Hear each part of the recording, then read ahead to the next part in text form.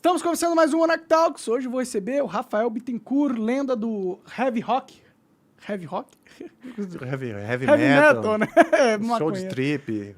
E, pô, obrigado, velho, ter vindo aí conversar comigo. Porra, bicho, eu é que agradeço. Pra mim é uma honra estar aqui, de verdade. Não vamos exagerar também, né? Não.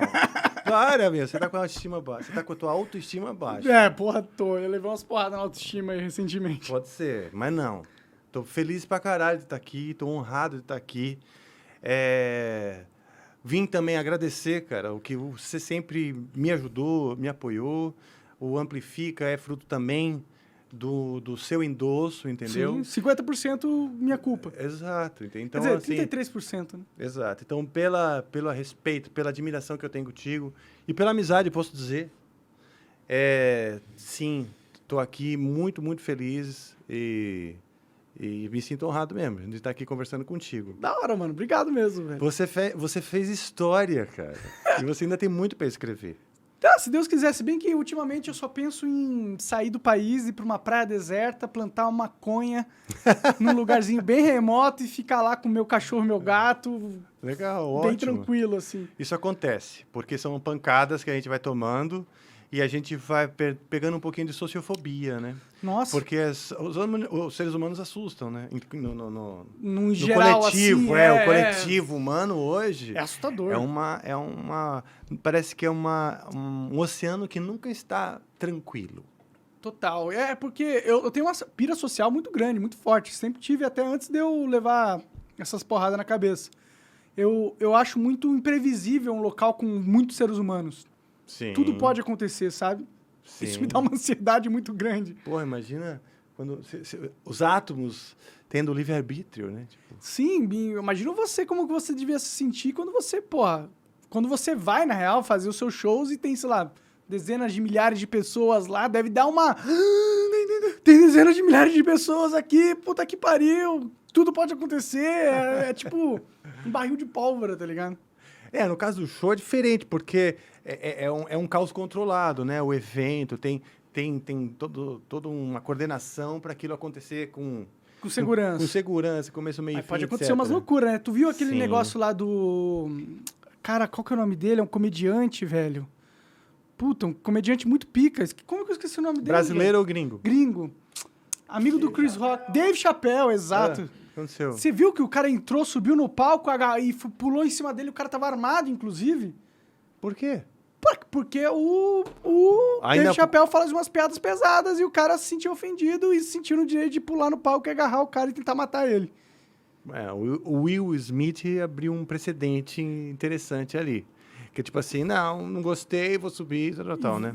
Quando que, sei lá, é complicado, né? A gente tá vivendo um momento muito complicado. Essa coisa, comportamento, os limites do comportamento, cara, estão todos sendo repensados, né? E a gente tá... Eu tô mudando a sua placa aqui. Não, relaxa, pode brincar aí à vontade com ela. Os limites do comportamento estão sendo repensados. E eu acho que os limites também do como vai ser reprimido isso, os limites do castigo, sabe? Crime e castigo. Dostoiévski, eu acho que escreveu sobre isso, assim.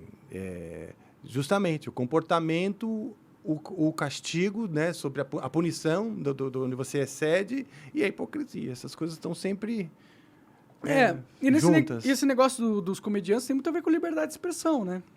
Porque... Pois está sendo repensado tudo isso, porque, obviamente, você não pode ferir ninguém, tá certo, você não pode desrespeitar. Isso está muito certo. É difícil, né? É difícil você não poder desrespeitar as pessoas através da sua fala, né? Porque... Às vezes você pode falar uma coisa que, se você colocar 7 bilhões de pessoas numa sala para ouvir o que você falar, com tudo que você falar vai desrespeitar alguém. Então, você impedir que as pessoas desrespeitem as outras através da fala, é impossível. É colocar um filtro muito nada a ver, assim, para a liberdade de expressão, entendeu? Tipo, eu não posso mais ofender alguém.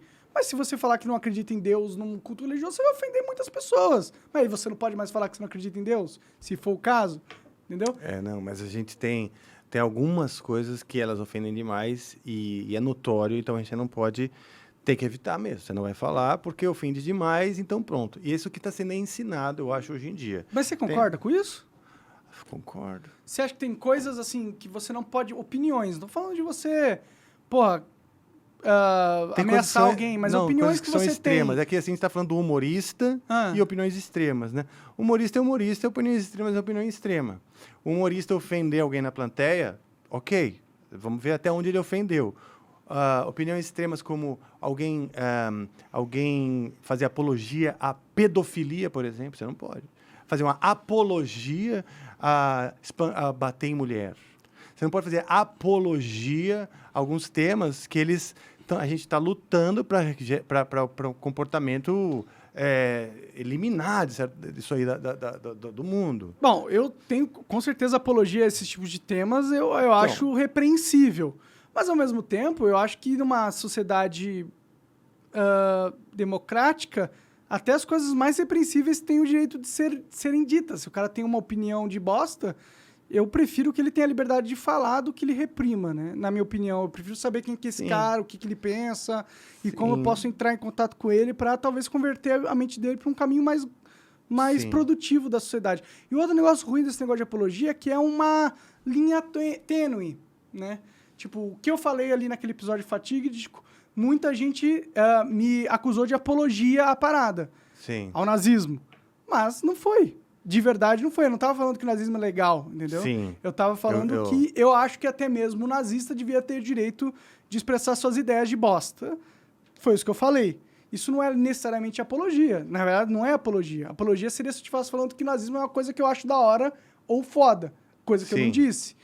Então, só o fato de ter uma lei que proíbe alguém de falar alguma coisa já faz com que a nossa liberdade, em geral, do grupo, fique bem limitada. Porque você dá na mão do juiz interpretar as falas das pessoas como algo que pode ser dito ou não e da mão do Estado calar quem eles quiserem, né? E eu acho isso perigoso. Eu acho perigoso, não gosto.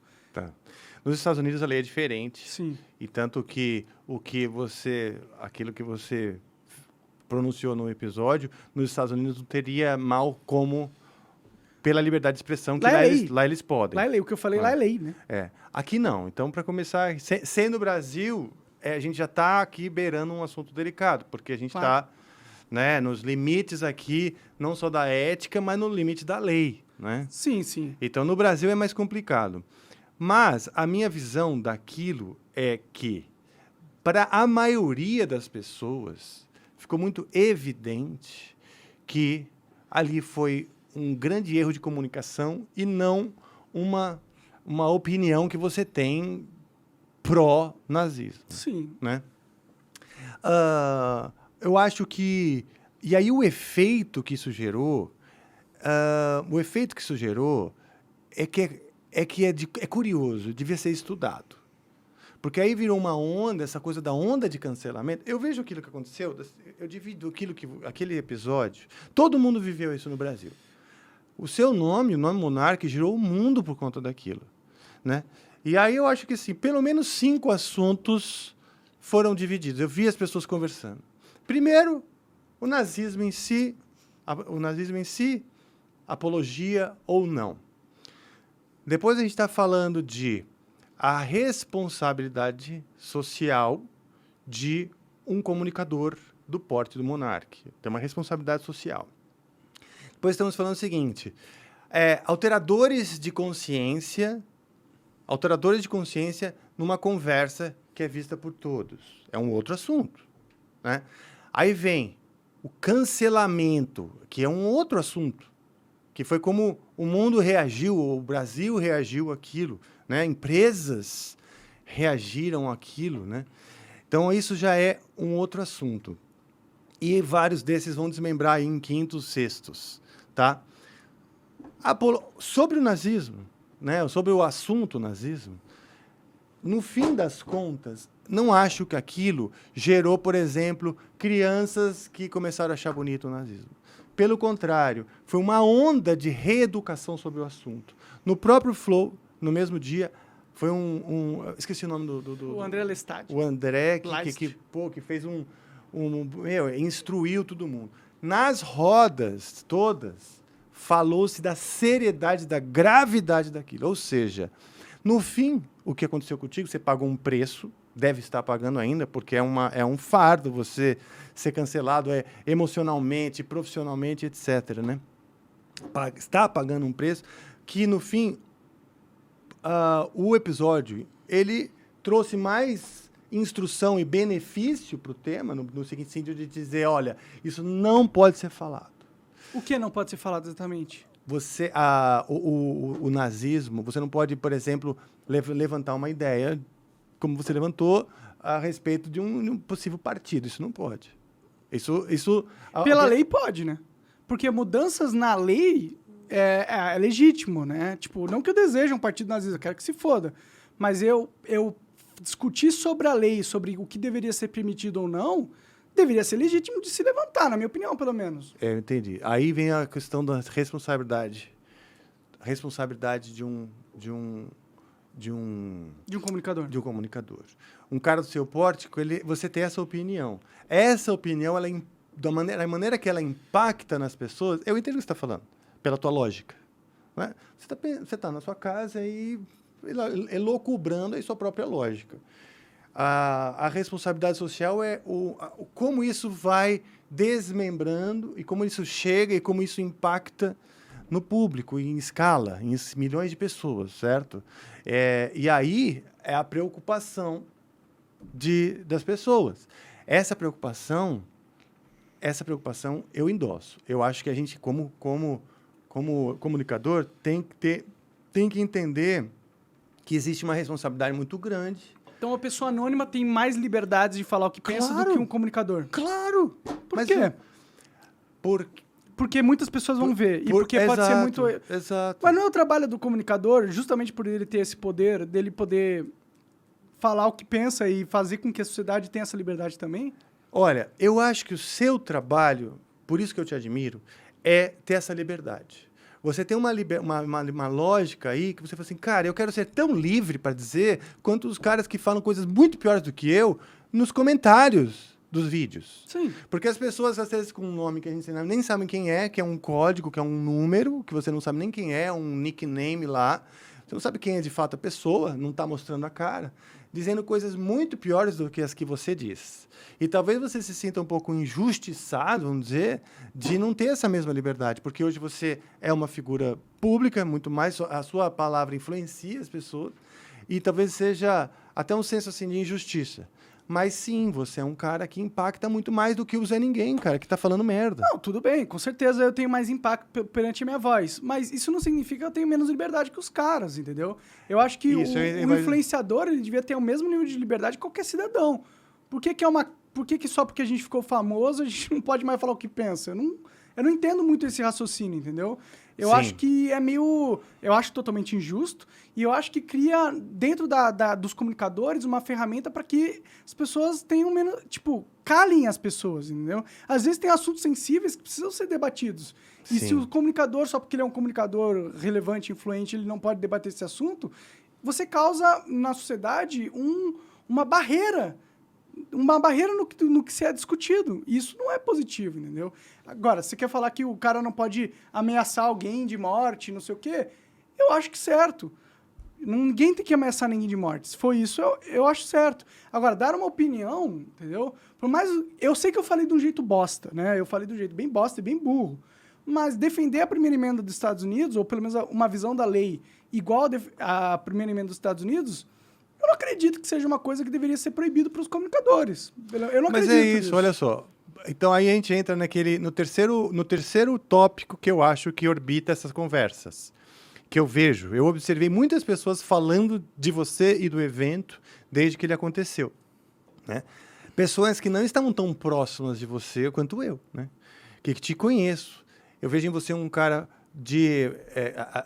eu acho que as suas motivações elas são muito legítimas e muito puras, às vezes até demais. Às vezes até demais mesmo. Já te chamei de anjo, de anjo Gabriel, de verdade, não estava zoando com a tua cara. Vejo essa pureza e nessa pureza às vezes você se estrepa, entendeu? O terceiro tópico seria os alteradores de consciência. Você acabou de dizer que falou de um jeito bosta, então esse jeito bosta Esse jeito bosta que é o ponto.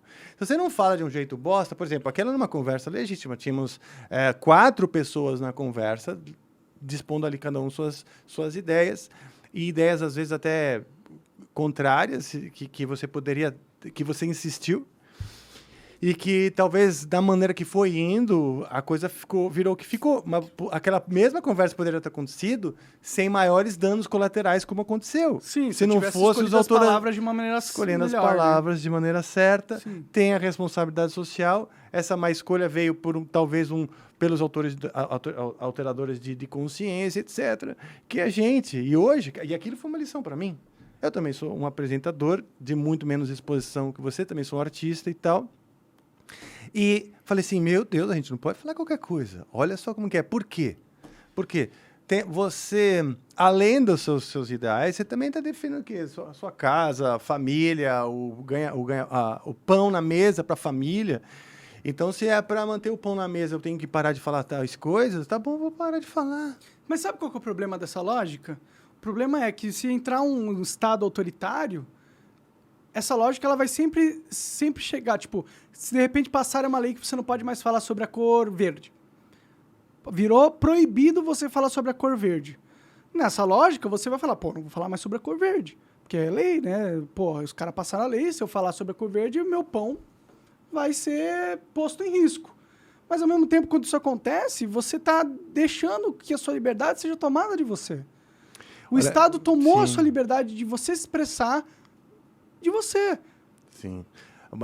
Sim, você tem razão. Eu acho que a gente tem que batalhar, sim, pela liberdade, e eu entendo que essa é a tua bandeira, né? E eu já usei a palavra o verde para simbolizar, por exemplo, a natureza. E a importância de cuidar disso. E eu fui cancelado por aqueles que imediatamente falaram, me colocaram na caixinha de esquerdista extremo. Só porque eu falei o verde. O verde querendo significar a natureza e tal, né? E é uma bandeira minha, o verde. Né? E isso é sensível. Então, o que acontece? Não é só o governo, não é só a instituição, não é a grande conspiração que eu nem consegui, nem acho que exista. Eu acho que são as próprias pessoas, que elas estão muito fechadas, cada uma em suas bolhas, com dificuldade de serem empáticas às opiniões do outro. Então, a gente tem que tomar esse cuidado como se você tivesse que atravessar um rio com jacarés. Você tem que atravessar um rio com jacarés, tem jacarés, tem que ter um cuidado, acabou, senão você vai morrer. É autoproteção. Eu entendo. Você pode chegar e falar assim, porque como esses jacarés, na verdade, é uma metáfora para conceitos e ideias que não são, né? Então, e você tem essa liberdade, e eu acho honrado, porque pode ser que em outro tempo, daqui a algum tempo, ou um tempo atrás, ou daqui a alguns anos, tudo isso que você está falando seja óbvio para todos, porque a gente entrou numa espécie de consenso utópico hoje em dia, né? Não é tão utópico, acontece nos Estados Unidos, né? Não é tão utópico. Por exemplo, os Estados Unidos também é super polarizado. Eu tô falando dessa coisa Mas lá você pode falar sobre verde, né? Mas as pessoas também se cancelam e são sensíveis a um monte de coisa. Esse cara mesmo que subiu com uma arma nos Estados Unidos... O que foi agarrar o Dave Chappelle? Ele foi agarrar o Dave Chappelle com a arma. Ele tava bem chateado, né? Sim. Ficou puto. Ficou putinho. Então, e ele estava carregando uma arma porque ele, na turma dele, na bolha social, carregar a arma é uma dos valores que ele tem. Tem uma outra parte dos Estados Unidos que acho que não, que acho que é melhor que a gente não carregar a arma na rua, porque isso pode gerar mais violência. Entendeu? E essa liberdade do cara subir com uma arma, ele não está sozinho nesse pensamento. Mas ele não tinha essa liberdade, Metudo, que ele foi... A liberdade que ele sentiu... Que ele nem foi preso, eu acho.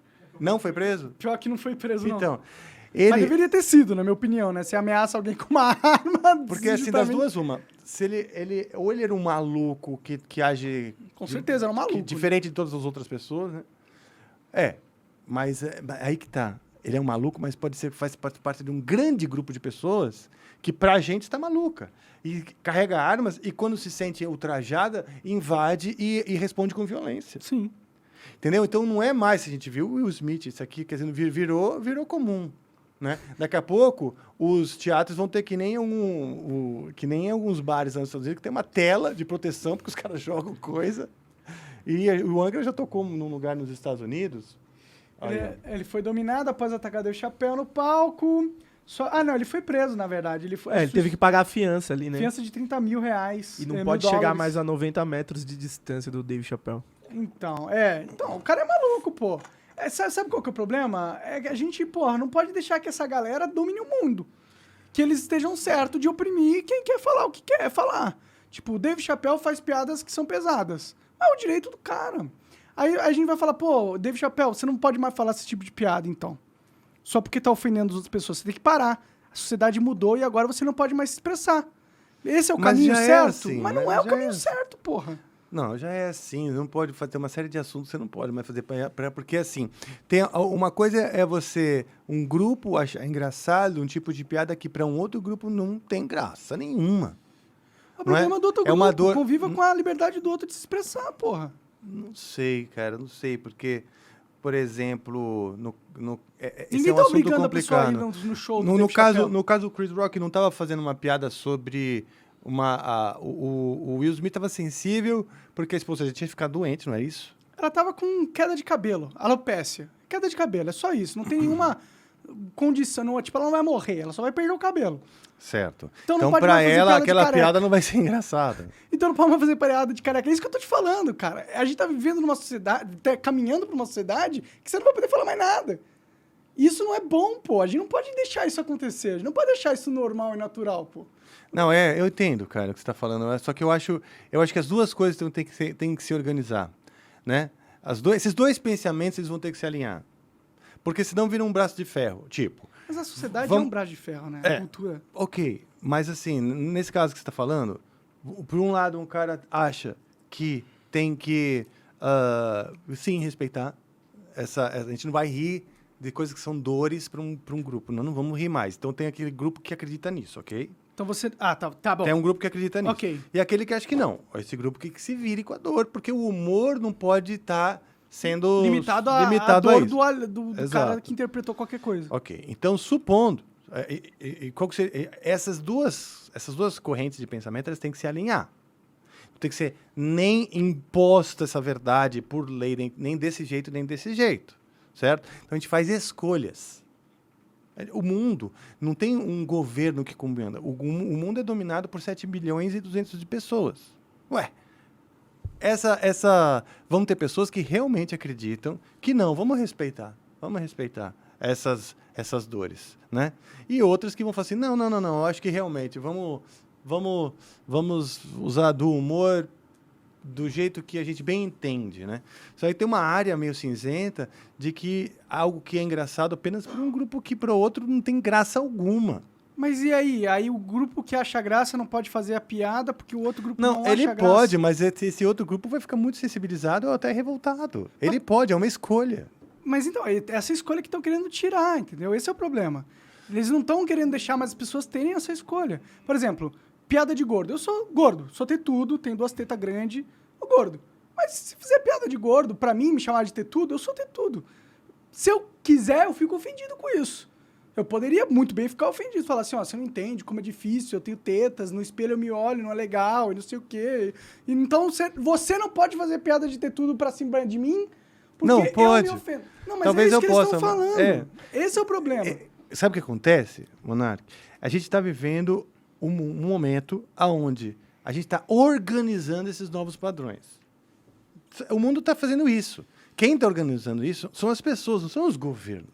Tanto que os governos diferem, os partidos diferem, as opiniões diferem.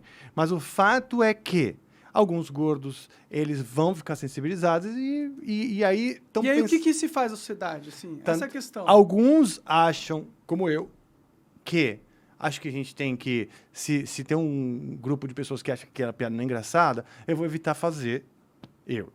E tem outros que acham, como você, que acha que não. Tem que ter liberdade, cada um que se vire com isso, mesmo que ofenda algumas outras pessoas. Entendeu? Porque a liberdade não pode ser ferida, né? Eu acho que a liberdade de expressão ela tem que ser irrestrita. Peraí, que você está sendo contraditório. Desculpa. Falei merda. A liberdade de expressão ela tem que ser restrita. Ela não pode ser irrestrita. Isso, desculpa. Tá? Não pode ser. Bom, eu discordo plenamente. Então eu entendi. E eu acho, você não é o único. Aí vem Aí vem o quinto assunto que eu estava listando, que é a hipocrisia. Porque eu acho que tem pessoas que, na prática, fazem o que bem entendem na internet, falam a merda que bem entendem, elas magoam uns aos outros, elas impõem suas próprias opiniões, foda-se o outro. Não impõe, não existe impõe opinião. Não, né? elas colocam a sua opinião, independente se aquilo vai magoar o outro, não é? Independente se aquilo fere um grupo ou outro. As pessoas na internet, as pessoas que não são um apresentador como você, essas que têm menos vulto, vamos dizer, elas falam que bem entendem, certo? E elas também cancelam. Sim. Aí vem o quinto assunto, que é a hipocrisia. Entendeu? Então, do tema nazismo, eu acho que, no fim das contas, o saldo foi positivo, porque todo mundo viu e foi informado a gravidade da parada, certo? A responsabilidade de um comunicador também foi uma grande reeducação, foi falado over and over aí para as pessoas, repetidamente, sobre isso. Os limitadores, aí, os alteradores de consciência, você mesmo acho que já está pegando mais leve, não é? Talvez até inconscientemente, não sei. Eu só não tô chapando o coco de maneira que eu chapava antes. Pô, mas você fumava mais de uma vez por todos os dias. Não, fumava todo dia, toda hora. Quando foi a última vez que você fumou? Ah, faz umas 2 semanas. Você fumava mais de 2 vezes por dia e agora a última vez que você fumou faz 2 semanas. Coincidentemente, você está vivendo um amadurecimento com tudo isso, certo? Eu não parei de fumar porque eu acho que eu não devo falar certas coisas. Parei de fumar porque não tá fazendo bem pra minha saúde. A questão de autopreservação mesmo. Legal, mas que bom, porque coincidentemente você tem um programa e tudo mais. Hoje, quanto mais você puder Mas, por exemplo, entender o limite, o seu próprio, cada um tem seu limite. Claro. Né? O meu limite é fraquíssimo. Se eu der 1, 2 pega aqui, eu vou sair falando merda. Então, meu limite é super baixo. Fico ansioso, fico eufórico. Aí tem o cancelamento, que esse sim eu acho que isso sim me preocupa. E a emenda na hipocrisia, que assim, pessoas estão cancelando umas às outras, mas não porque elas andam na linha.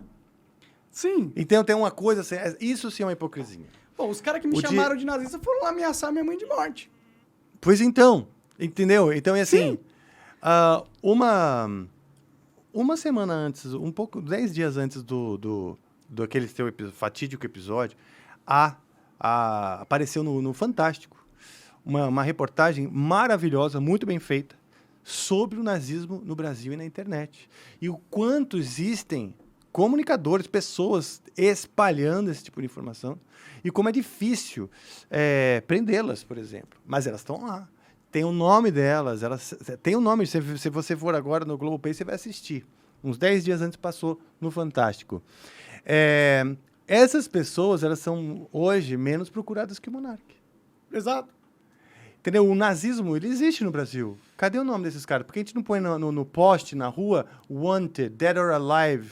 Aí é demais, né? Matar o cara. Não, isso que eu tô falando, mas não queriam matar tua mãe? Queriam. Isso que eu tô falando. Sim. Então, assim, eu acho que nessa coisa do crime e castigo que eu tava falando, ainda não existe, acho que, leis dentro da internet que rejam de maneira organizada ou que a própria lei possa incidir dentro de um assunto.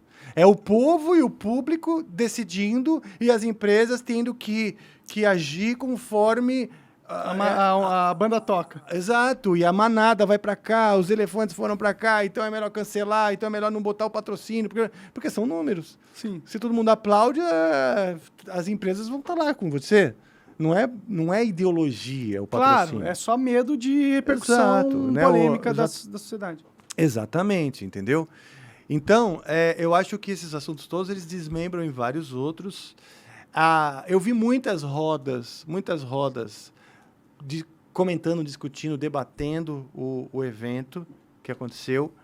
E, no fim das contas, foi bom para as pessoas, porque as pessoas debateram pra caralho sobre aquilo e instruiu. É sempre bom quando os temas entram em pauta, né? Exato. Então aí a sua ideia de tipo, porra, mas também a gente tem que falar e tal. Só que eu como amigo, e poupando o seu sofrimento, acho que a gente tem uma hora que a gente entende que nem todos os nossos ideais, nem todas as nossas bandeiras nós vamos erguer o tempo inteiro. Porque, entendeu? É que, tipo, eu entendo. Obrigado, inclusive, pela preocupação. Eu entendo. Mas eu não vou deixar de defender uma bandeira que eu acredito porque existe uma turba de gente raivosa que não quer que você se expresse. Ceder esse tipo de turba é ceder, é perder a sua liberdade, entregar a coisa que é mais cara dentro de uma vida. Pelo menos pra mim, entendeu? Eu não quero entrar nesse ponto onde eu tenho que ficar com medo de tudo que eu falo, porque senão vão me linchar. Não, isso não. E eu não acho que é positivo para a sociedade, que a gente cria uma sociedade patológica dessa forma, onde todo mundo tem que ficar com medo de falar o que pensa. Eu não acho isso bom. Eu quero lutar contra isso, eu não quero ceder a isso. Não, você tá falando o que você pensa, né? Você tá falando exatamente agora o que você pensa e eu também tô falando o que eu penso. Sim, claro, então... mas a gente poderia não. A gente poderia ficar com medo. Sim, mas, por exemplo, eu não sei como tudo que a gente está conversando aqui vai impactar nas pessoas, né? E o que está sendo debatido hoje é que... O que acontece? Antes, a comunicação eram os grandes meios de comunicação mesmo, né? Começou com jornal, rádio, aquela coisa, mas depois virou televisão, a era da TV, cinema e as conversas de boteco, que ali ficam, não é? Então, as conversas de boteco, você fala o que você quiser, você cria teorias sobre neurociência, física quântica, você faz o que você quiser, você está no boteco.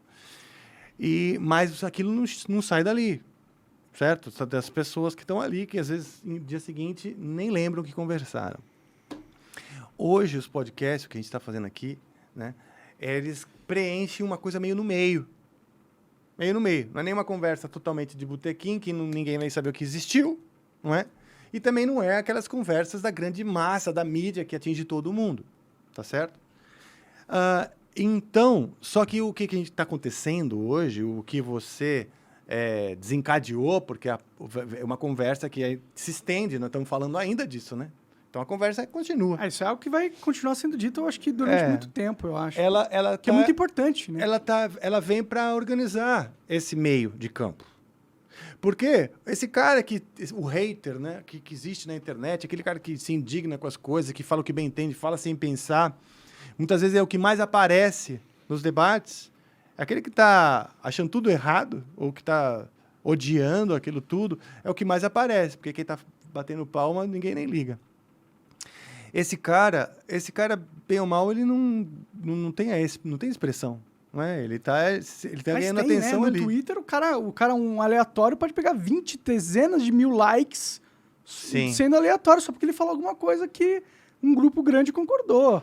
Exato. E o Twitter é outro grande problema. Não problema, assim, os caras também estão querendo entender. O Elon Musk agora, tipo assim, entrou pro jogo. O que você achou disso? Eu tenho um monte eu tenho mais perguntas do que opinião sobre isso. O que você perguntaria pro Elon Musk se ele estivesse na sua frente? Me empresta...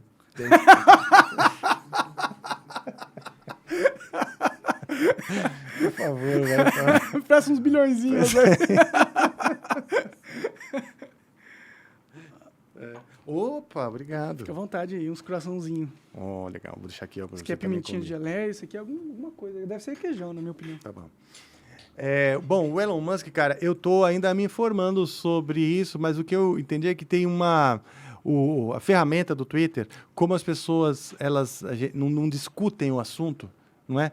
Não é que no Instagram, no Facebook, que você tem uma lista de pessoas debatendo aquilo, ele toma um vulto que não se sabe direito as consequências, etc. Eu tenho mais perguntas do que opinião, porque eu não uso muito o Twitter. Sim, sim. É uma ferramenta que, assim, eu não me adequei, sei lá. Não te interessou, não me interessou.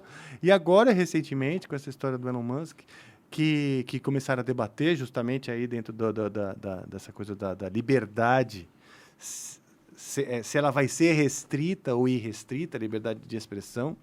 E ele vem ali com o endosso dos Estados Unidos, das leis dos Estados Unidos, de certa forma, né? Porque lá é mais... A liberdade é irrestrita. Exatamente, né? Então, ela vem com isso. E aí tem uma questão que não é só a lei em si, mas a discussão ética, né? Porque essa discussão de você vamos dizer, ferir ou desrespeitar alguém e tal, é uma questão muito mais ética do que de lei mesmo. Você não está agredindo alguém. Né? Falas não são agressões, né? O limite que se coloca, a lei pode colocar um limite ali para que aquilo seja proibido. O que exatamente? Agredir através das falas? No Brasil, por exemplo, você bota um limite, você não vai falar, você não vai fazer piada. Físico? Oi? Agressão não pressupõe algo físico? Agredir? Não necessariamente. Você pode agredir. A pessoa pode se sentir agredida com a fala de alguém. Mas não é subjetivo? Né? A questão de se sentir agredido não é uma questão subjetiva da pessoa? Tipo, alguém pode ser uma pessoa, vai lá, careca, e se sentir agredida com uma piada de careca, ou pode ser um careca que dá risada com uma piada de careca. Não, a questão é subjetiva da pessoa. Ela escolhe se ela vai se sentir agredida ou não. Então, por que eu vou deixar que a lei puna a partir de uma subjeção de alguém, entendeu? Não é meio complicado isso? Cara, eu acho que assim, essa questão da ética e da lei, elas são não são limites fixos. Piada de careca? Você acha errado fazer uma piada com carecas? Olha, contanto que se uma hora os carecas todos se organizarem e falarem, olha, queremos parar com essa porra, não gostamos dessa porra, a gente vai parar com essas piadas, aquilo lá. Imagina uma escola. Essa coisa começou tudo em escola, porque na minha época o bullying era permitido. Fazia piada com todo tipo de preconceito e era engraçado, todo mundo ria, né? Hoje, nas escolas, aí conforme o tempo foi passando, as escolas foram fazendo, olha só, coleguinha fica triste, papapi, não pode, papapá. Eles foram reeducando, até que, não tem mais graça, porque daí as pessoas hoje não riem mais do fato de outra pessoa estar sofrendo bullying, estar sendo oprimida, se sentindo oprimida ou ofendida, ou, como você disse, agredida verbalmente, né? Porque você jogava papelzinho, jogava lanche, jogava coisa em quem você queria. Eu sinto que as pessoas eram mais fortes antigamente, né? Hoje em dia, qualquer coisinha, você tem que chamar a lei pra te defender. Eu sofri bullying pra caralho no colégio. Eu gostei de sofrer bullying? Não. Algo chato. Mas eu prefiro sofrer bullying, porque o bullying faz você entender a realidade da vida e se preparar para ela, do que você nunca sofrer nada e se tornar um cara super fraco, que qualquer coisinha te ofende, que qualquer opinião que você não gostar, você vai chorar e não sei o quê. Eu prefiro ser um cara que aguenta levar porrada, que aguenta fazer piadinha comigo por causa, sei lá, faziam piada que eu tinha cabelão grande e todo bagunçado na época. Faziam piada com o meu cabelo. Eu prefiro... Eu era gordo também, faziam piada com o meu peso. Eu prefiro ser a pessoa que consegue aturar pessoas fazendo piadas de mau gosto pra mim, do que ser uma pessoa que quer tornar o mundo um domo de vidro onde que nada pode me ofender e tudo que as pessoas falarem tem que levar em consideração todos os meus sentimentos, entendeu? Eu não quero esse mundo. Pra mim, esse é um mundo de pessoas fracas. Um mundo onde que as pessoas não têm forças nem pra levantar no dia de amanhã. No dia que ela tiver um problema, não vai ter o safe space. Não vai ter a professora chamando o coleguinha. O mundo é cruel pra caralho, porra. Então, a vida é uma merda. Se você não se prepara pra ela, você vai só ficar em casa e chupar o dedo. Eu acho que existe uma corrente e bastante legítima de pessoas que querem mudar essa realidade. Quando você fala, a realidade é assim, ela é cruel e tal, tem um monte de especialmente os educadores, que eles querem mudar a realidade. Boa sorte. Não, eu endosso, porque eu gostaria que uma pessoa não tivesse mais vontade para satisfazer, para se distrair ou para dar risada, precisar diminuir ou oprimir o colega, entendeu? E eu acho que é na escola que começa e depois a gente vai reeducando a sociedade. É isso que está acontecendo. Mas você acha que um dia a gente vai conseguir reeducar a sociedade para que a gente viva num mundo sem desafios e que seja perfeito e que você não vai levar na cara todo dia que você acorda de manhã, porque a vida é isso? Não. Será que não é querer tapar o sol com a peneira nessa questão da vida? O perfeito não é algo que você conquista, é algo que você busca. Tá? Você idealiza algo perfeito para você buscar, para você ter um norte. Não significa que você vai encontrar o que você vai chegar um dia. Mas no momento que eu não busco o perfeito, eu perco a esperança que existe. Né? E daí todo o resto é a desesperança. Todo o resto é qualquer coisa, é o caos. Né? Então, assim, não é que eu acho que... Eu acho que sim, o mundo está se reorganizando. Vai ser resultado desse debate. Pessoas como você, que pensam como você, pessoas que pensam como eu. O resultado desse debate, dessa vivência entre educadores, sociedade e tal, daqui a alguns anos, né, é que vai ter isso daí. Por exemplo, um dia, isso é cultural, né? Um dia eu estava gravando lá na Suécia. A gente estava gravando na Suécia, foi o último disco que a gente fez, isso faz alguns aninhos, em 2017. Estávamos lá gravando, estava o produtor da banda. E ele estava lá e tal, não lembro se era o produtor ou o assistente que estava na sala, e veio uma menina visitar, alguma menina, era brasileira, inclusive, veio visitar a gente e tal, mais, conversamos um pouquinho e tudo mais, ela conversou um pouquinho com a gente, inclusive ela é do Spotify, acho que era do Spotify lá da Europa, etc. Conversamos sobre estratégia, posicionamento, beleza. A menina saiu, todos da banda viraram para dar aquela bela e tradicional sacadinha em sua bunda, tá bom? E ela foi embora, beleza, continuamos lá. E alguma piada aconteceu que a gente fez e ou alguém comentou com ele mesmo. Ele olhou e falou o seguinte, no Brasil as piadas são sexistas assim? É um cara como eu, roqueiro, tatuado lá, o cara, isso, aquilo, né? Um estereótipo do olhador de bunda que a gente aqui conhece, né? E aí ficou aquele silêncio, né? Ele falou, olha, só para dar um toque aqui vocês, tá? Aqui não é legal. O cara tava dando um toque que ele não achou graça, nossas piadas da bunda da menina, ele não achou graça. Ele não tava falando assim, cara, não fala essas piadas porque eu vou ser preso ou vocês vão ser presos. Não foi proibido, ele não viu graça. Então, essa coisa de você reeducar para o que tem graça, o que não tem graça, é algo que está acontecendo hoje, né? E aí... isso eu acho legítimo pra caralho. É isso, entendeu? Sim, então nós estamos falando o seguinte... Não é isso. Tá, desculpa. As mulheres que estão lutando foram oprimidas por séculos, etc., e o corpo como objeto, blá, blá, blá, elas se sentem diminuídas, aquilo lá, blá, blá. Seja o que for, a luta delas, né? É pela luta delas que reeducaram, então, aquele povo na Suécia, que não é o Brasil, assim, em termos culturais, em termos de comportamento e tal, de respeito e tal, estão anos-luz na nossa frente. Ele chegou e falou, olha, aqui não é legal, cara, eu vi vocês, porra, que porra é? Vocês fazem piadas sexistas lá? Tipo, ainda? Como se dissesse isso, sabe? Como se a gente fosse, sabe, se tivesse... sei lá, nas cavernas ainda, né? Então é isso que acontece. Mas você já olhou pra bunda de uma menina? Sim, Então, e aqui é cultural. Mas é errado olhar pra bunda de uma menina? Não é isso que eu tô falando.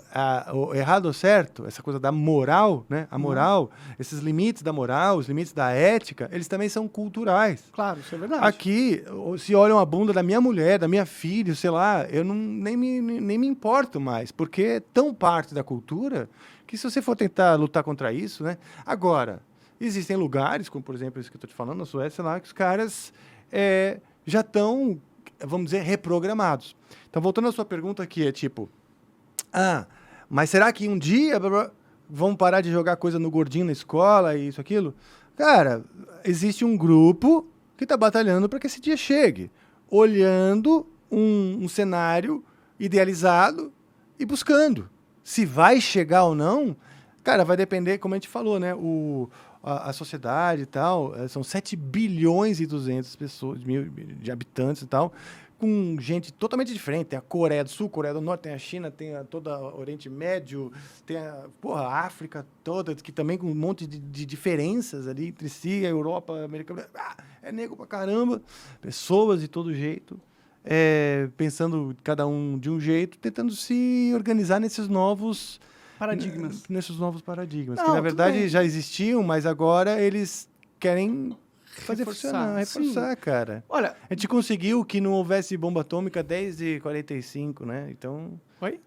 a gente conseguiu que não houvesse outra bomba atômica desde 1945, É na a verdade. lançada. Ah, não, produzida. Tipo assim, não, jogada em cima de uma cidade. Mas não foi a gente que conseguiu, né? Foi a própria bomba Os seres atômica que humanos conseguiu conseguiram. isso, né? Isso que eu tô falando. Sim. Aquele é o extremo do desrespeito. Jogar uma bomba atômica no outro. Você é diferente, você pensa diferente de mim, eu quero isso, você quer aquilo, seja na minha visão econômica, na minha visão cultural, toma aqui uma bomba, pum, bah, bah. Aí olha, opa, deu aquele vazio, né? Falei assim, isso tá, pra onde Isso dá merda, hein? Jogar bomba. Agora, se jogar bomba atômica, o problema é que jogam várias e o mundo acaba, né? Eu acho que é por isso que eles não querem mais jogar bomba atômica. Então. Mas- Mas eu não sei se o homem vai conseguir segurar o dedinho tanto tempo. Bom, mas o Putin tomara tá que lá não. na guerra da Ucrânia, né? Então, tomara Alta que... chance dele jogar uma bomba atômica lá, tática. né? Não, acho que não. O que faz, o que ele consegue com a bomba atômica é que ninguém se intrometa. Isso é bom? É claro, pra ele. Bom pra todo mundo. Com o arsenal bélico que ele tem, ele consegue que ninguém meta o dedo. Olha só, eu vou pegar a Ucrânia, que já era minha, eles tentaram... Estão aqui alguns anos falando que não, mas eu nunca endossei. Ele falando isso. Ele falando, entendeu? E como eu tenho bastante bom da boa, todo mundo fica quieto. E ele Sim. quis mostrar isso pro mundo. Sim. Foi a hora.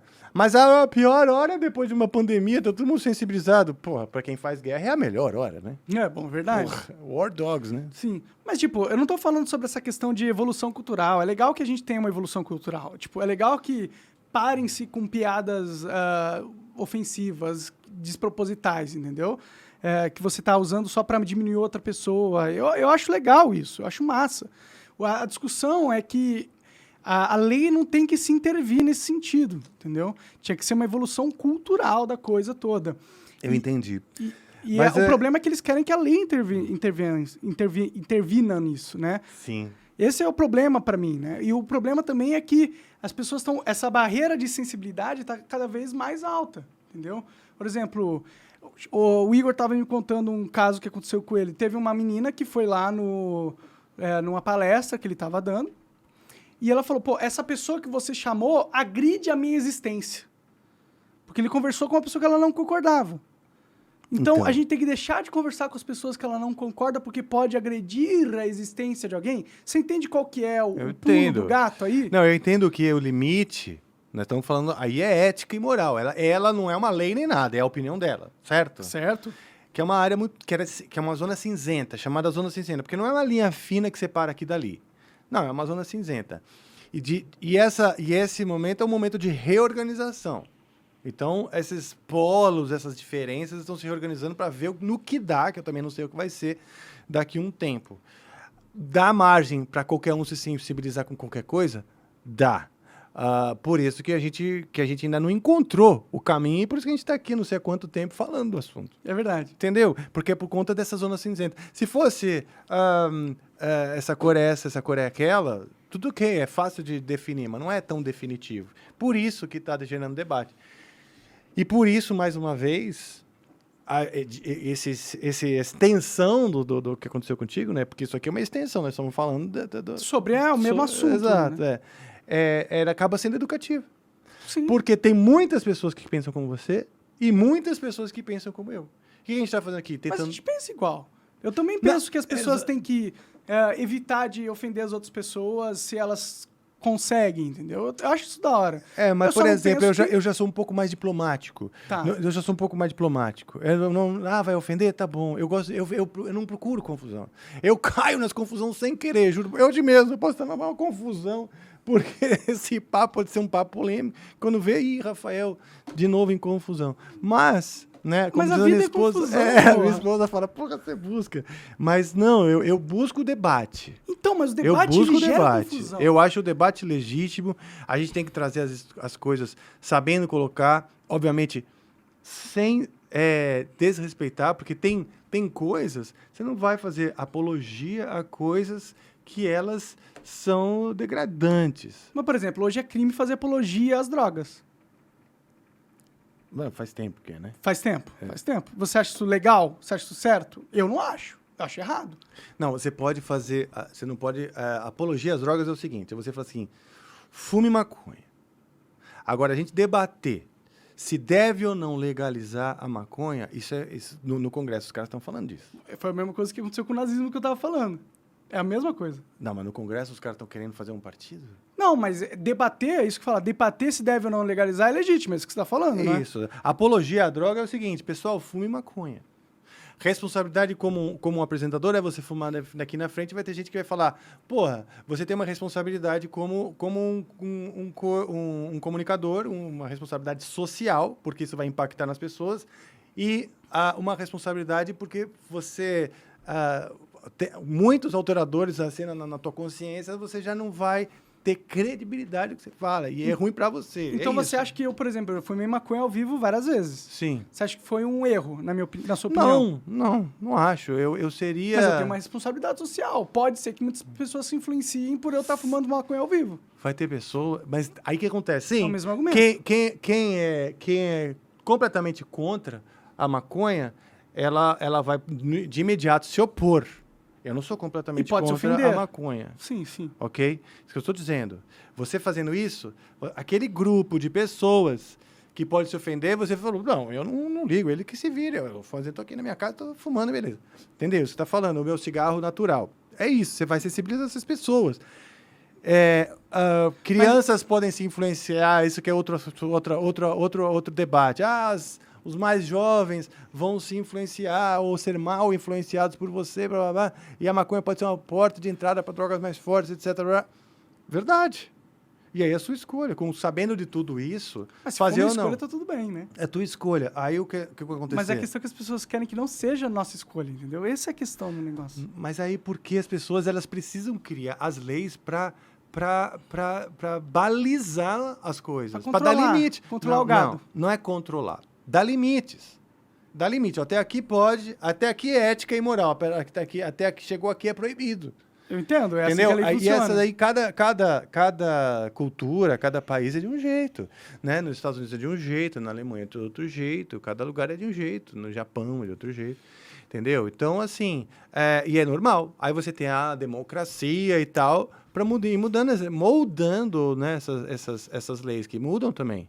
Entendeu? É isso. O que está acontecendo é uma grande abertura. Você passou lá um tempão com o Flow, cresceu contigo lá, fumando praticamente todas as vezes. E isso já mostra uma certa liberação.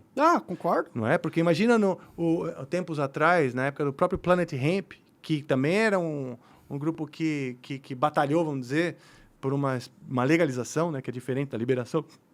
A legalização é você criar uma legislação que também bote os limites. Por exemplo, a bebida. Por muito tempo foi proibido, né, a bebida, vender, Al Capone, mata. Olha onde deu, né?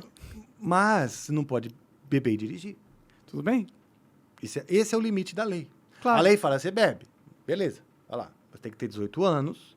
E se você for pego dirigindo, você está fudido. Você vai responder. Fizeram um monte de lei, deram multa, aquilo, não deu nada. Quer dizer, não é que deu nada, continuou sendo um problema. Apertaram mais. Então, a lei, na verdade, ela é só para balizar, para organizar. Porque com certeza, esse é o papel da lei. Uma sociedade sem lei é a sociedade... É o faroeste. É a anarquia, né? Não, isso eu nem acho positivo. Então. Sim, mas a questão... Bom, acho que a gente também já se estendeu muito nesse assunto. Então tá bom. Então eu vou fazer o seguinte, eu esqueci de te pedir desculpa, cara, porque eu cheguei atrasado hoje. Por duas razões. E eu precisava te pedir essas desculpas, sabe? Começou atrasado, pessoal. Primeiro, porque o senhor Deco Udré, que o meu diretor, meu amigo, maravilhoso, ele chegou atrasado lá em casa, mas não tem problema isso. Mas o pior foi quando eu cheguei aqui, eu precisei usar o banheiro. Fui usar o banheiro, aí você me disse que é aqui embaixo, né? E aqui é a sua casa, né? Sim, minha casa, moro aqui. Eu recebi a instrução do banheiro, eu entro assim, numa salinha onde ali estava o banheiro e estava sua esposa... Minha namorada, sim. Sua namorada, trabalhando no computador. Sim, sim. Beleza, eu entrei um pouco constrangido, né? Desculpa, preciso usar o banheiro, dá licença. E eu entrei, porque é a área de trabalho dela, né? Eu entrei lá no banheiro e o banheiro estava sem papel higiênico. Aí eu falei, puta que pariu, bicho. Aí eu precisava fazer número 2, né? E aí eu precisei sair e dizer pra sua queridíssima namorada, falei, olha, desculpa, com licença atrapalhar seu trabalho, mas é que eu vou usar o banheiro número 2 e não tem papel. Aquele constrangimento de falar que vai cagar, né? Pra que mim. bosta. E ela, tipo assim, ela tava tranquilinha no computador, fazendo carinho no gatinho, assim, e eu com aquela bomba. E ela veio com o papel, né? Já é, com quem que você conhece, já é constrangedor. Mas com quem você conhece, não é, né? Mas tudo bem. Exato. Não conheço, assim, não tenho intimidade, muito obrigado. Me dá aqui o papel higiênico para limpar a bunda, né? Aí, beleza. Aí eu entrei no banheiro, ia preocupado com o horário. Falei, puta, já cheguei atrasado, ainda tem que cagar, caralho, que merda. Aí, caguei. A descarga não funcionou, meu amigo. Não funcionou. Toca eu catar a tampa da descarga, porque eu já sei mexer naquela porra, né? Botei no colo. Experiente já. Assim, as de casa lá já deram todos os tipos de problema, inclusive de diferentes tipos de descarga. Botei no colo e percebi, não precisa ser nenhum MacGyver, né? Que ela tava desrosqueada por dentro. Ninguém aqui percebeu, foi você que conseguiu. Não sei se faz tempo que tá assim. Tava solta a rosquinha, então... os bracinhos que apertam a torre, né? Eles estavam desencaixados. Então, eu apertei a rosca, ajustei, coloquei e flash. E aí consegui me despedir de maneira muito aliviante, duplamente aliviante, né? Porque eu ia estar pronto para o programa e não ia precisar largar e chamar sua namorada para falar, olha... Lembra do papel? Funcionou, mas agora o cocô tá lá. Eu agradeço, obrigado por ter consertado Eu que agradeço pela compreensão. Teve mais sorte do que eu hoje, porque eu nem tive a oportunidade na descarga. Me caguei todo hoje de manhã. É mesmo? Eu tomei 2 garrafas de vinho ontem. E aí, nossa, sabe como que é? Vinho dá aquela estragada na flora intestinal, né? Aí foi dar aquele peido. E aí, precisava aquele peido... Fala sério. Nossa senhora, caguei todo ali, todo cagado, fiquei todo cagado. Sabe quando você sente seu cu bem quentinho? Sei, E é uma sensação horrível, assim, de falar, não, mano, eu tô sentindo essa coisa quentinha aqui, é porque eu tô todo cagado. Me caguei todo também. Cara, eu já caguei na calça, na frente de uma menina que eu queria pegar, né? No carnaval, sabe? Eu tava naquela... tava assim, né? Tava lá no axé, né? Tava lá no axé e bateu aquela vontade. E tava em Ouro Preto, lembro bem. Tava em Ouro Preto, carnaval de rua maravilhoso. Nome bem poético, né? Com a situação. Exato. Foi isso mesmo. Foi isso mesmo. Foi um ouro bem escuro, eu diria. E aí, você não sabe, cara. Eu realmente deu aquela vazada, né? E eu tava a caminho, né? Porque eu falei assim, vamos lá, eu tô ficando numa república, eu tava numa república de estudantes, né? Tô nessa república, você não quer lá visitar? E tal. Vamos, ela tava meio receosa, eu falei, não, por favor, eu preciso usar o banheiro. Aí, beleza. Não deu tempo, fui atrás, aí deu aquela vazadinha, fui atrás de um carro. Que você dá aquela fechadinha assim pra só piora, os danos, né? Só pior, só muda o nó, a nota fica mais aguda, né? É verdade. E aí sim, fiz atrás de um carro. Mas com a menina lá. Eu aí, também. Beleza, saí atrás do carro, ainda peguei na mãozinha e tudo certo. E ainda assim. Foi sucesso a noite. É? Aí sério. Qualidade, o cara tá... Tava se garantindo nessa época. Também. Eu também já me caguei num bar, com a mina na frente que eu tava saindo. Aí a gente foi pra casa e falei, peraí, só um segundo que eu vou tomar um banho antes. Acontece, o ser humano faz isso, o ser humano caga. Sim. Acontece. Mas e aí, cara, você tá com o Amplifica aí, tá bombando, tá crescendo cada vez mais, cara. Do vento em polpa. Graças a Deus. O Amplifica é a realização de um sonho, né? Uma das minhas bandeiras, né? É que as pessoas comecem a buscar mais os pontos de acordo, não as diferenças, mas aonde a gente é igual, onde a gente é parecido. Eu acho que a música conecta muito as pessoas, todo mundo, né? E ela pode ser essa, na verdade, esse instrumento. E a gente tenta colocar pessoas de diferentes áreas dentro da música. A própria música, o próprio cenário musical sofre muito preconceito do próprio público. Da própria O própria público galera que se fecha, não, eu gosto disso, eu não, sou eu gosto emo, disso. eu sou roqueiro, eu sou funkeiro, eu sou não sei o quê. Então, eu vejo que hoje as pessoas estão se afastando. Eu sou isso e não converso com aquele outro, né? E isso é muito perigoso. Aconteceu na Alemanha antes da guerra. Entendeu? Antes da guerra já tinha essa coisa, tipo, mas é estranho estar perto dessa pessoa. Aqueles hábitos são estranhos. Então, começa assim, né? Cenários de guerra civil, fascismo, guerras, né? Começa com essa estranheza, sabe? Você não enxergar o outro como não alguém enxergar, semelhante. Exato, e não olhar, não ter empatia, não entender, não perceber o tal do ver como irmão, entendeu? Ver como semelhante, né? Então, o primeiro propósito é esse, é a gente juntar diferentes estilos musicais para conversar, dialogar. E aí, isso por si já acho que é legal. Não, pra mim... Como uma coisa social mesmo, de as pessoas verem que, cara, a gente se conversa. E como entretenimento, né, pô? Ver o Rafael do Angra conversando, sei lá, com quem? O Vinheteiro, por exemplo. Vinheteiro. Cara, você vê, o Vinheteiro é músico erudito, entendeu? Cheio de ideias super diferentes das minhas. Mas, no fim das contas, o auge do episódio foi eu e ele cantando uma versão do Tonico e Tinoco de...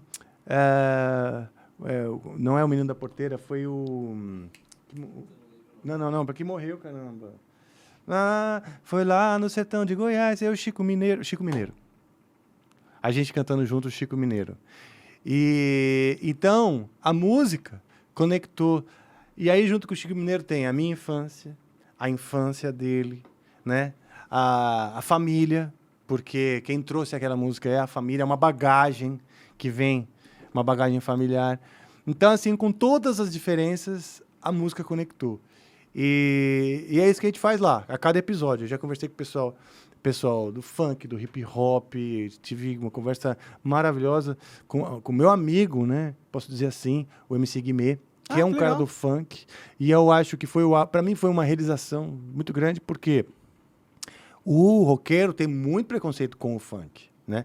E o funk é muito diferente da minha bagagem. Assim, eu tenho dificuldade de entender o funk. Mas eu sou daqueles que procura entender. Eu falo, se eu não estou tirando algo dali, eu estou perdendo, porque tem um monte de gente que gosta. Uhum. Então, se eu gosto de alguma coisa, se eu pegar algo de positivo, melhor para mim. Com né? certeza.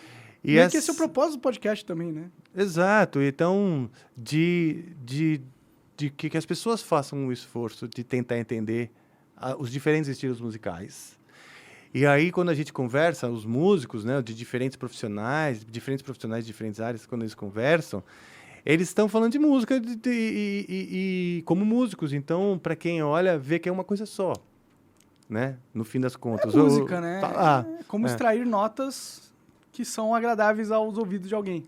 Exatamente. Né? Que expressem algo através do som e que vai, com certeza, chegar em alguém ou em um grupo, né? Então...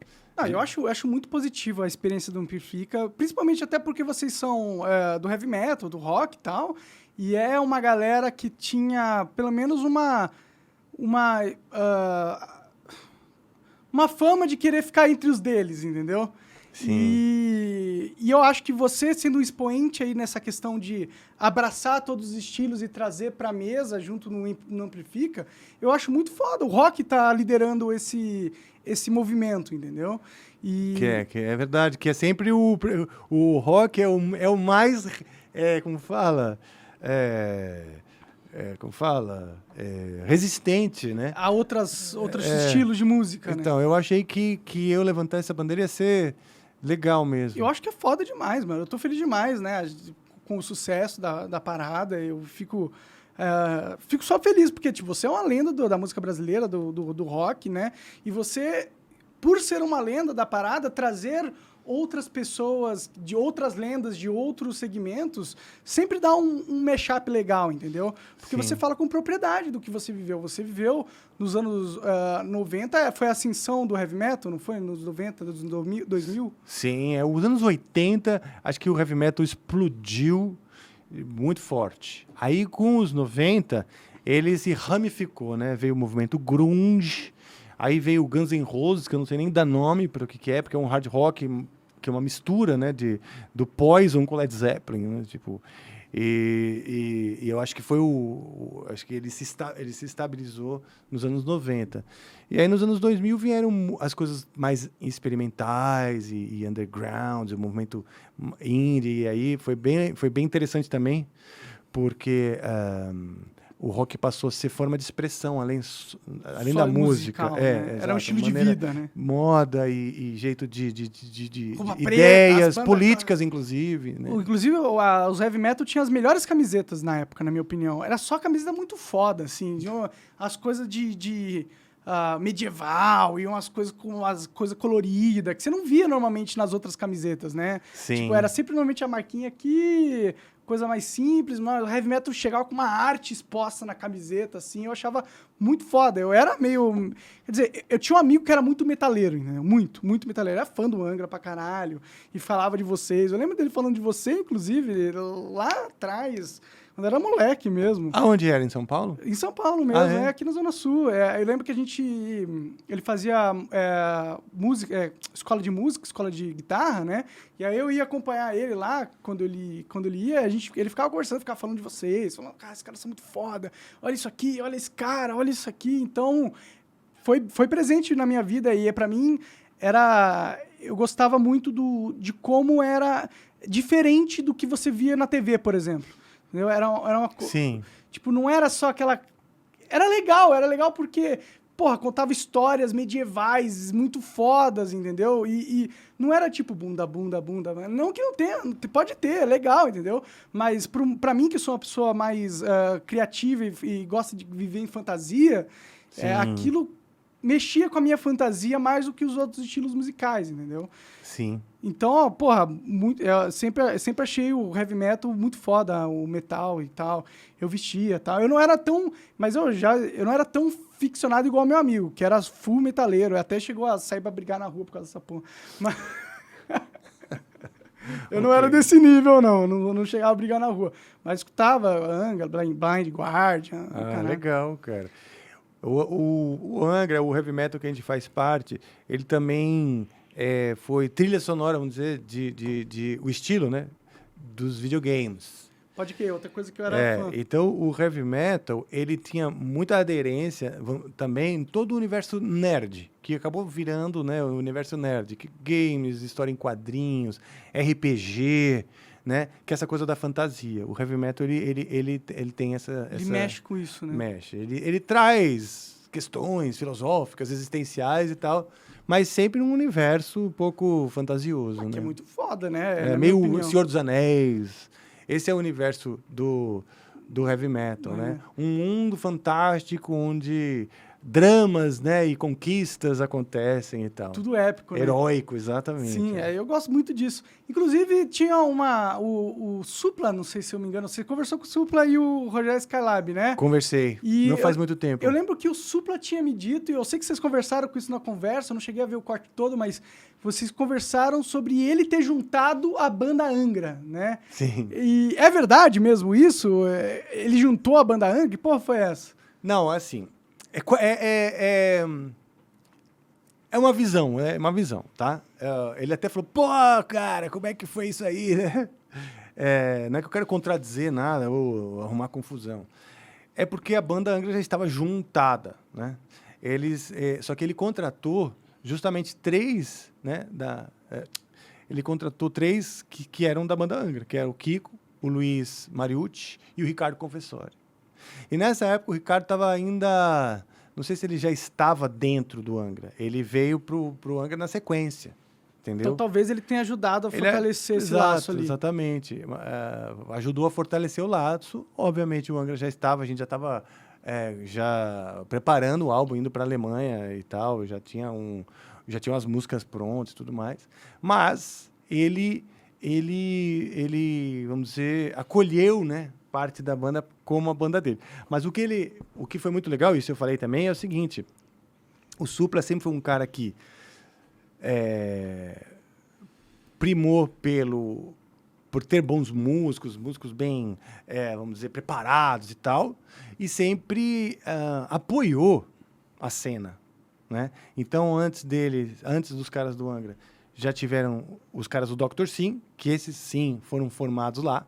Ele juntou os irmãos André e Ivan Buzik com o Edu Ardanui. E essa formação da banda do Supla acabou virando o Dr. Sim, que é uma grande banda de rock pesado brasileiro, né? Depois se mudaram para os Estados Unidos, etc. Fizeram sucesso lá, voltaram para o Brasil e assim vai. E o Angra aconteceu uma história parecida. Então, quer dizer, ele tá no meio. Ele no fundo, ele tá mostrando também que ele tá ali. Ele tá ali apadrinhando, não fundando, mas apadrinhando essas bandas, entendeu? Endossando. Então, é isso. Foi isso que vocês falaram, comentaram lá naquela... Foi isso que eu falei, isso. Que legal que você apadrinhou, sim, você endossou e tudo mais. Mas no caso do Angra, já estava formado. Pode crer. Só foi um detalhe que eu dei. Naquela época o Edu Falaschi já era do Angra, não? Não. Naquela época eu estava formando o Angra com o André Matos. Estava estudando na mesma faculdade que o André. Eu já o conhecia, assim, da cena e tal, né? E aí a gente estava formando a banda ali na faculdade de música. Entendi. Quando o Edu Falaschi entra na jogada quando o André Matos sai fora para ir carregar solo. Isso. Em 99, no finalzinho de 99, o André sai não só para carreira solo, mas também para formar o Xamã, que saíram três do Angra. O Angra eram 5 caras, saem 3. Saiu o André, o Luiz Mariucci e o Ricardo Confessori. Saíram e formam outra banda, que é o Xamã. E aí, nos anos 2000, né, para dizer assim, as duas bandas eram meio concorrentes, né? Rivais, vai. Rivais também, mas assim, era uma rivalidade e uma concorrência bem saudável. Vocês eram amigos mesmo estando separados, assim, de banda, ou vocês perderam o contato? Não, por um bom tempo eu perdi o contato, mas eu fui recuperando esse contato com o tempo, né? Mas eu sempre disse para as pessoas do Angra, os mais próximas, né, que era uma rivalidade saudável, porque nessa que você tem uma concorrência, você nunca para de falar do Angra. O Angra estava... Gera sempre uma notícia fato sobre as duas bandas, né? Exatamente. Quando eu falava do Xamã, falava também do Angra. Se falava do Angra, falava do André Matos, que daí acabava falando de Xamã. Então era tipo assim, é como se fosse um pistão de um motor, sabe? Que fica as duas bandas fazendo trabalhar um cenário no filme. Exato. É bom que tenha várias expoentes, porque aí se tem uma noção de cenário e aí ativa mais pessoas a se interessarem por algo que está acontecendo ali, né? Faíscas, eles chamam a atenção, querendo ou não. Exato.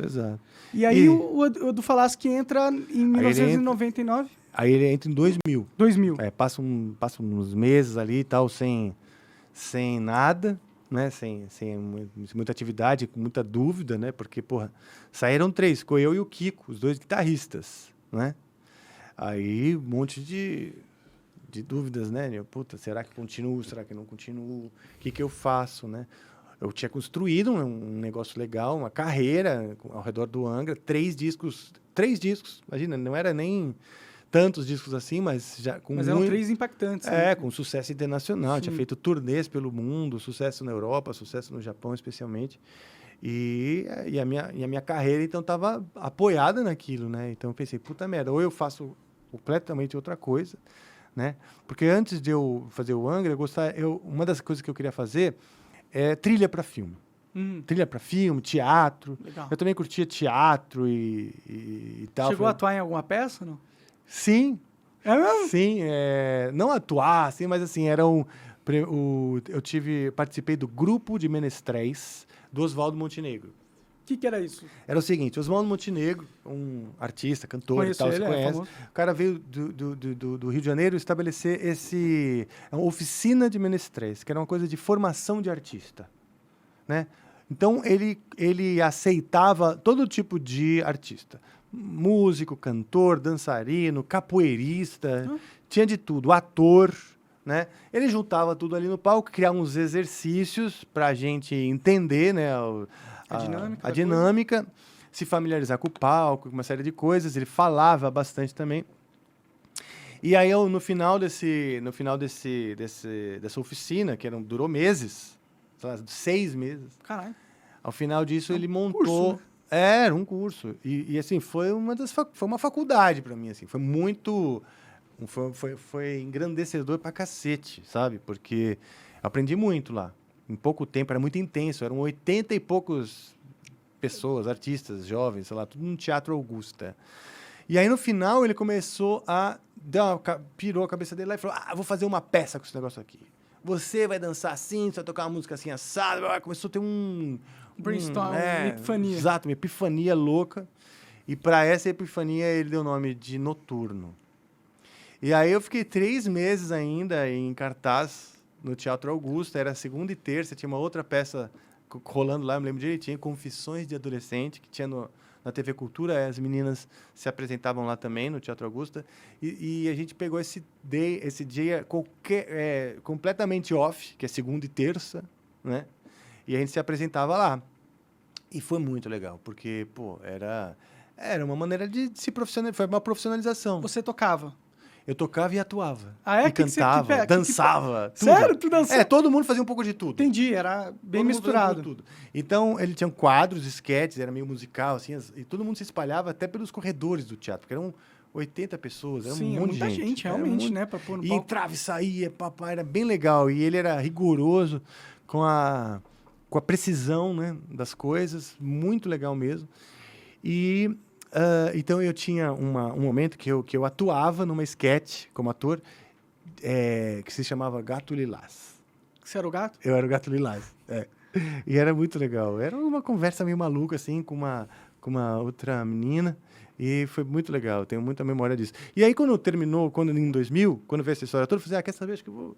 Não sei se eu pego e vou lá, recupero isso daí.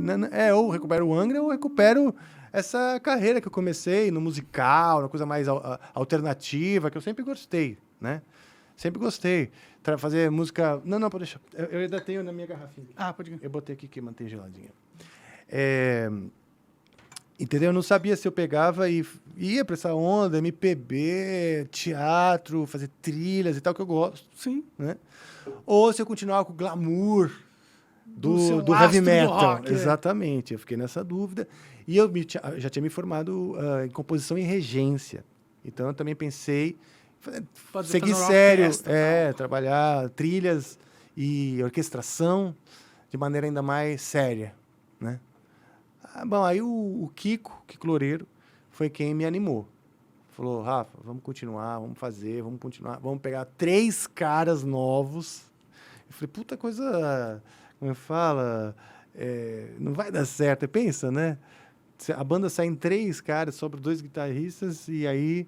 E o André sempre foi uma figura carismática, e a banda meio ao redor da genialidade dele, né? Eu falei... O Kiko era muito conhecido, já, como guitarrista. Uhum. Eu era o Rafael do Angra, o cara ali que tá lá no Angra, provavelmente por sorte, sabe assim? Na época.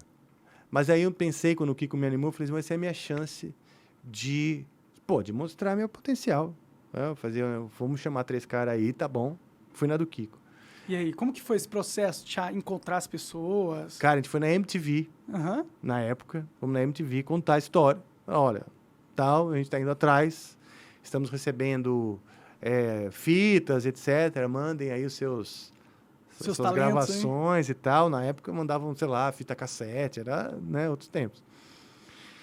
E a gente, então, começou esse processo de seleção e tal. Muitas a gente conhecia, né? Já conhecia algumas pessoas. O próprio Edu Falaschi.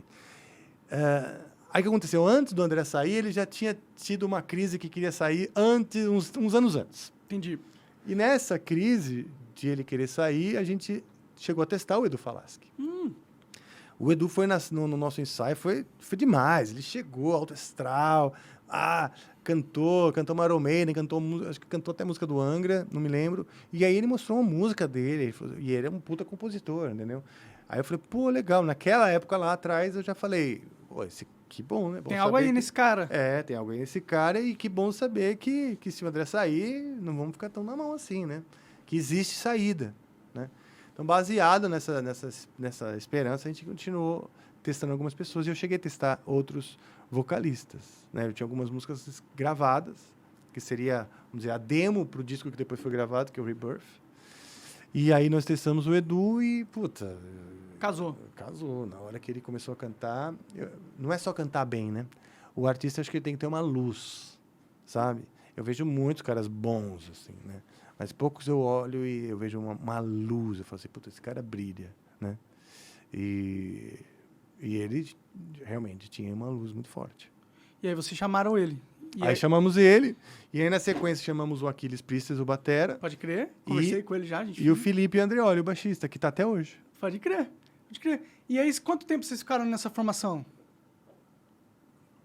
Bom, aí o Aquiles Priestes, o batera, foi o primeiro a sair. Saiu acho que em 2008 ou 2007.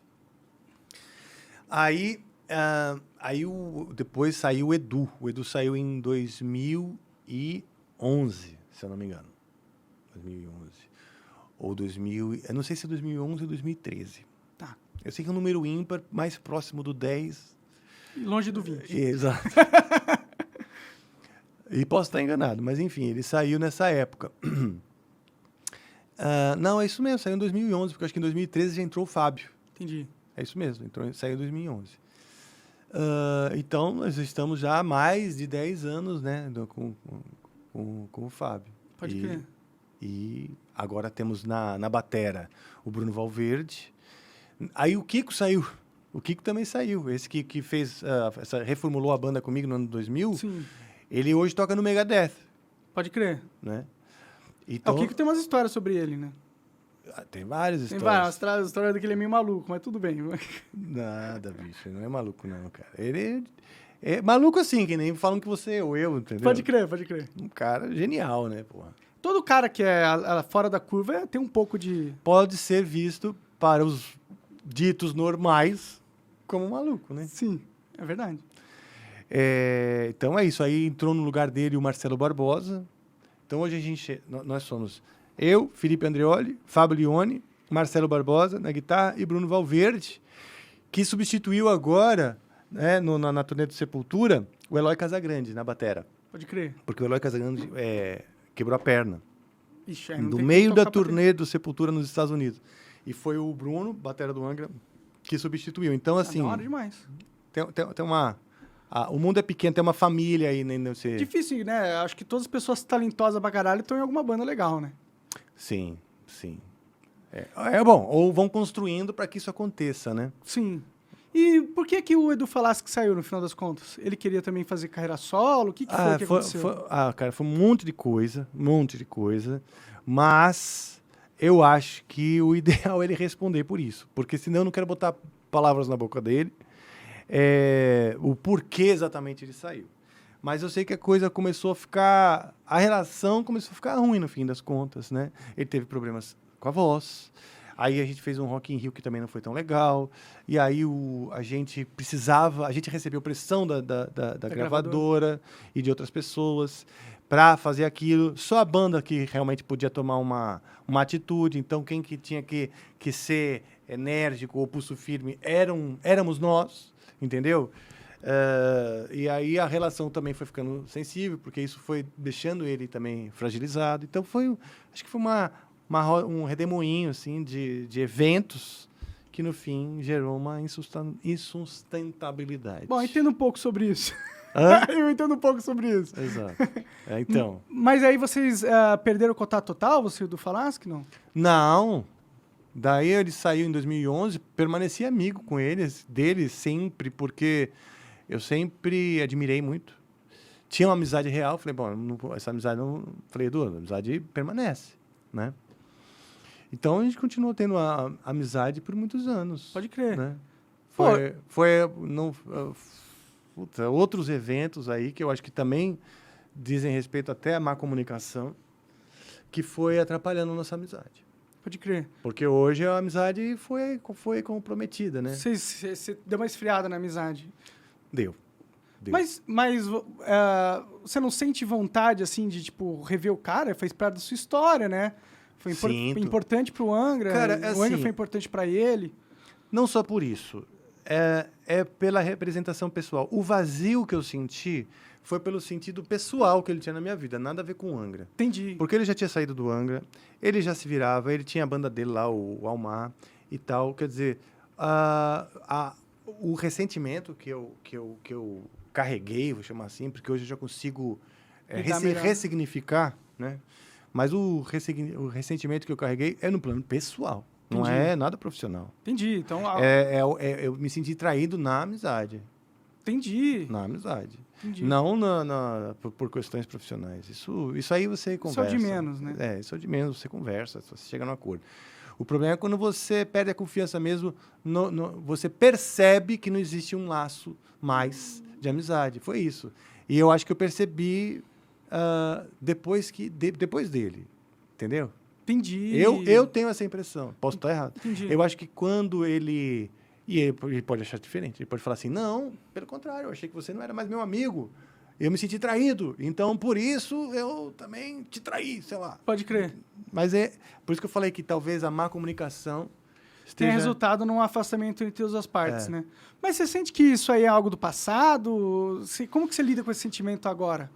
Olha, cara, muita coisa aconteceu na minha vida, acho que com a dele também. Essas coisas começaram a acontecer em 2017. Elas se estenderam durante a pandemia, né? E aí foi muito duro. Porque, por exemplo, eu nem sabia que existia uma onda tão grande de cancelamento, né? E eu fui muito cancelado pelos fãs do Angra. Entendeu? Pelos fãs do Angra, eu comecei a ser cancelado por conta de coisas que estavam sendo ditas, ou que ele estava sendo ditas, ou por comportamento, ou pela visão que ele colocou. Ele colocou uma perspectiva dos fatos de um jeito que as pessoas tomam como verdade, ok.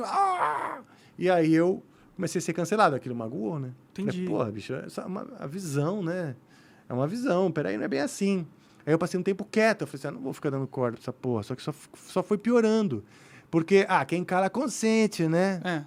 Aí virou essa coisa, então o meu silêncio estava endossando uma verdade que foi sendo cultivada.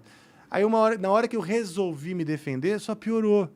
Porque como que o monstro sai da caverna, né? Inventaram que aquele que estava lá na caverna quieto é um monstro. Quando ele sai, ele é monstro. Entendi. Não adianta ele sair com a camisa da paz e a mãozinha assim. Não adianta, ele é monstro, né? Então, isso eu senti. Não, claro que não de todo mundo, porque as pessoas se dividiram. Foi uma história chata e babaca. Bom, Mas infantil, eu diria. Entendi. Foi, no fim, uma história infantil. Então, agora você sente que é uma coisa que tem que ser deixada pra trás, assim. Cara, eu acho que agora seria um momento da gente começar a retomar, a cultivar esse laço novamente. O que eu percebi, cara? Eu percebi o seguinte, com a própria pandemia e com tudo que eu também vivi na minha vida pessoal. Eu não quero ter coisas mal resolvidas com pessoas que importam para mim. Então, por muito tempo, eu peguei e falei assim, então foda-se ele. Ele não importa para mim. Então, foda-se. Mas é uma negação. Ele importa, sim. Importa. Importa um dia eu chegar e falar o seguinte, cara, eu não preciso ser seu amigo de novo, nada disso. Mas me ouça. Me ouça. Porque o que não acho que ia ser legal é cada um de nós ficar velho e morrer com esse sentimento ruminando sua própria verdade. Pode crer. Ruminando sua própria visão das coisas. Porque, cara, se magoou os dois, então é porque nenhum dos dois está certo. No mínimo. Sim. Ou existe um laço de afeto ali que, se existe, né? Se existe, na verdade. Posso estar enganado. Eu posso estar achando que existe um laço de afeto. Mas se você está até hoje aí falando que ele é importante para você... Não, sim, mas se ele não concorda, aí, tipo, mas é que normalmente se você sente algo tão forte assim, entendeu? É muito provável que a segunda parte da relação também sinta algo forte, entendeu? Pode Porque ser. não é possível que tenha sido forte para você e não sido forte para ele. Pois é. O sentimento das pessoas, elas sincronizam nessa forma, né? Sim. Ainda mais quando vocês tiveram um tempo muito juntos e tal. Então, eu acho difícil para ele, você ser uma pessoa que não é relevante na vida dele, como vice-versa, sendo difícil para você ter esse tipo de pensamento. Não, exato. É uma conversa que poderia revelar essa resposta. Ia ser muito foda se vocês sentassem para conversar, assim, um dia, tá ligado? Não, seria bem legal. Seria bem legal mesmo. Eu mandei uma mensagem para ele, por coincidência, eu mandei uma mensagem para ele esses dias, falando, ó, Edu, entendeu? Passei já um tempo, minha vida, isso, aquilo lá. Eu gostaria de conversar contigo, né? Até porque, como as pessoas botam as pessoas botam também pressão, eu gostaria de ver o Edu tocando contigo um dia, e talvez ele também receba, você podia fazer as pazes com o Rafael e tal. Porque pro fã, é uma novela onde os heróis estão de mal, né? Imagina que, tipo assim, o Batman não faça eu pensei em Naruto e Sasuke, que é de anime, porque eu sou nerdela de anime. Exato. Mas quando você tem duas personagens importantes pra trama, eles eram amigos no passado, alguma coisa aconteceu que eles se distanciaram, mas ainda fica aquele sentimento de como era bom quando eles eram amigos, e o fã quer ver isso de novo, né? Exatamente. Porque até nas tramas, né? Quando dois companheiros, né? Quando eles se separam por alguma razão, um é vilanizado. Um é o traidor e o outro é o herói. Né? Acho que não é tão simples assim. Nas tramas de filme, nas histórias, entendi. Geralmente tem um que vai ser, tradicionalmente, um vai ser vilanizado, o outro vai ser o herói. Eu não queria que essa fosse a nossa história. E eu acho que a gente pode mostrar para as pessoas, né? Não há herói, não há vilão. Na vida real não existe isso. Exato, né? Porque se eu tentar vilanizá-lo para ser o herói, ou vice-versa, aí a gente vai estar... jogando para as narrativas, né? Exato, e assim, e botando fogo numa infantilidade que hoje está no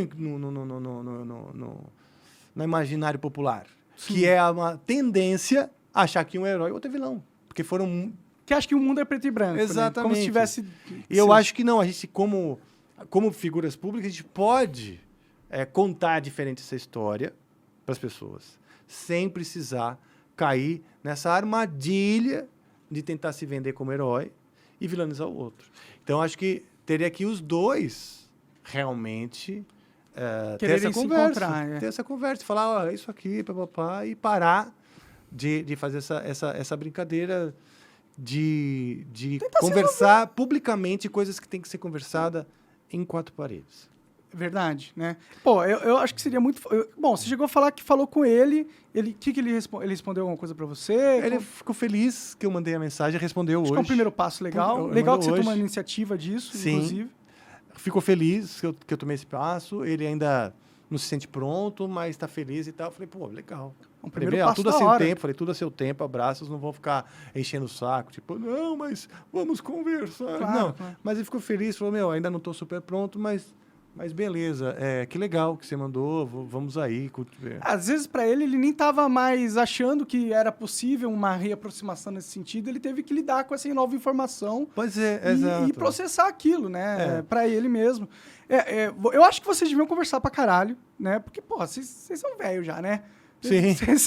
Porra, dá pra vocês entrarem e conversarem, né? E eu acho que pro fã e pras pessoas, e até pra sociedade, se a gente quiser abranger aí mais o assunto, seria muito, muito, muito, muito legal ver, porra, duas pessoas que participaram da vida de muita gente, que foram importantes pra muita gente. Primeiro, pessoalmente, se encontrarem, conversarem e tal, mas depois, num segundo momento, imagina que foda seria o Edu Falaschi no Ampliflica, por exemplo. Porra, bicho. Seria maravilhoso, ó, até arrepiei, ó.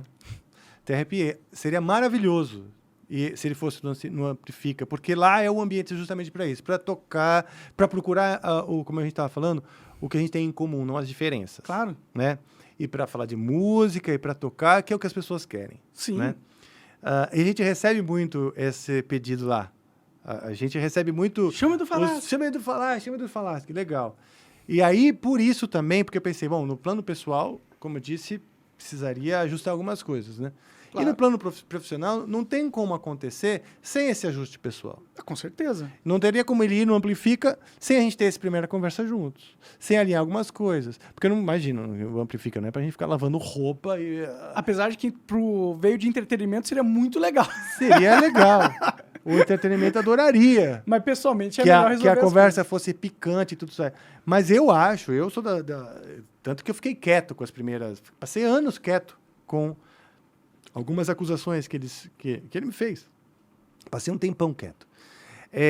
Porque eu acho, cara, que algumas coisas têm que ser conversadas em off. Você conversa com a pessoa. melhor, Se você não tem mais cara para conversar com a pessoa, você chama um advogado o advogado com o advogado. Ninguém precisa saber, você resolve. Sim, sim. Não é? Então, acho que essa primeira conversa pessoal, ela tem que acontecer ao seu tempo, não quero pôr pressão Ele também. mora aqui no Brasil ou ele tá lá fora? Mora no Brasil. Mora no Brasil? Mora. Então não é tão mais Não, não tá não difícil. tá É tão- só não tá pegar tão- um Uber. Não tá tão distante, a gente faz parte do mesmo universo. O que ele gosta de comer? Não sei, cara. Acho que churrasco, ele gosta de churrasco. Um churrascão? Que eu me lembro, eu acho que churrasco, ou comida japonesa. Não sei. Mas isso é fácil também de saber. E é isso. Tendo essa aproximação, a gente poderia até criar coisas que são legais juntos. A gente faz parte do mesmo universo, mesmo cenário musical. Estamos tocando o mesmo disco agora. O Angra agora está saindo, celebrando os 20 anos do Rebirth, o disco que nós gravamos. E ele também. Ele tá fazendo um show, lançamento do álbum dele, que ele fez no meio da pandemia, mas está fazendo a turnê agora. E vai tocar o Rebirth na íntegra também. O mesmo, vamos dizer, mesmo repertório, assim, Por uma isso parte. que seria muito foda vocês se reunirem novamente. Imagina um show de vocês dois.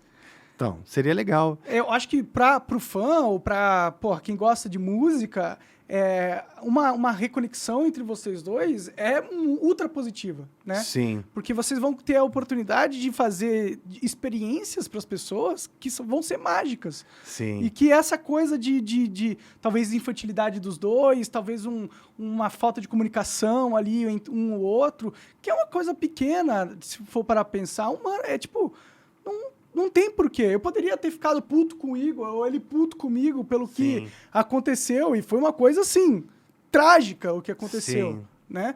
Mas pra gente seria uma besteira, porque não importa se o CNPJ tá separado, entendeu? Eu acho que a amizade, a relação entre dois humanos, ela tem que ser maior do que isso, entendeu? Sim.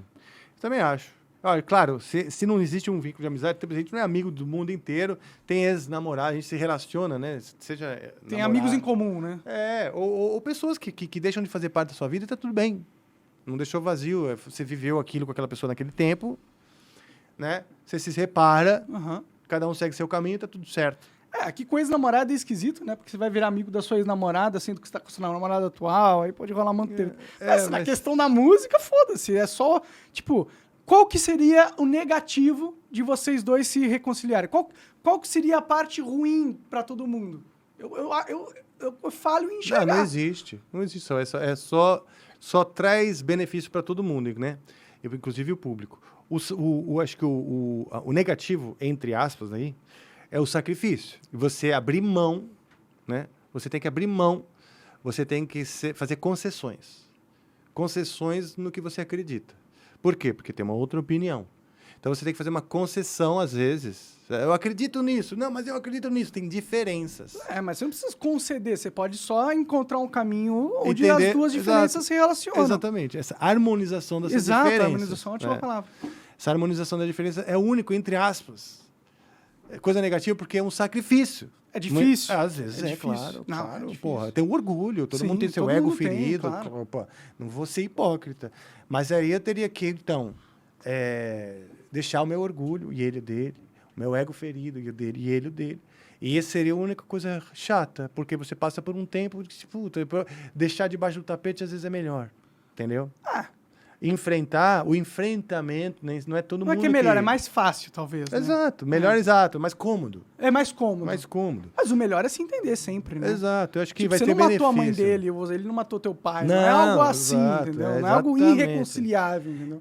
Exatamente, por isso que eu acho que a gente tem que ser um pouquinho mais tolerantes, né, com as diferenças. Exato, porque esse é o limite da rejeição que eu falo. De tudo que a gente, sem querer voltar no outro assunto, mas de tudo aquilo, eu falei, eu acho que, no fim, o castigo que foi dado ao monarca, isso, aquilo, é muito exagerado. Eu acho. Não, eu também acho. Muito exagerado. E a mesma coisa, esse assunto, Rafa e Edu Falaschi, também, foi tipo assim, nossa, começou a tomar um vulto, que era fácil, era o advogado ligar para o outro, que é o que eu queria. Eu falei, eu mandei um convite para conversar, então via advogado, porque já não estava rolando um entendimento entre nós. Né? E eu falei, bom, beleza, os advogados se viram, eu sou amigo dele, eles vão se vir, vão conversando, vai negociando, tudo bem. Né? Mas aí já acabou entrando na esfera pessoal, infelizmente. Exatamente, nem imaginava, mas beleza. Mas a gente tá num mundo que, enquanto nenhum dos dois morrerem, sempre tem a porta ali pra haver um reaproximamento. E, porra, eu ficaria feliz, e eu acho que todo mundo que é fã de metal ficaria feliz pra caralho. E se um dia, vai saber, acontecer de vocês dois estarem na mesma sala, conversando abertamente, junto com o público, eu acho que seria um evento para ser lembrado para a história, entendeu? Sim. Ó, e até lançando aqui o hashtag Edu não amplifica.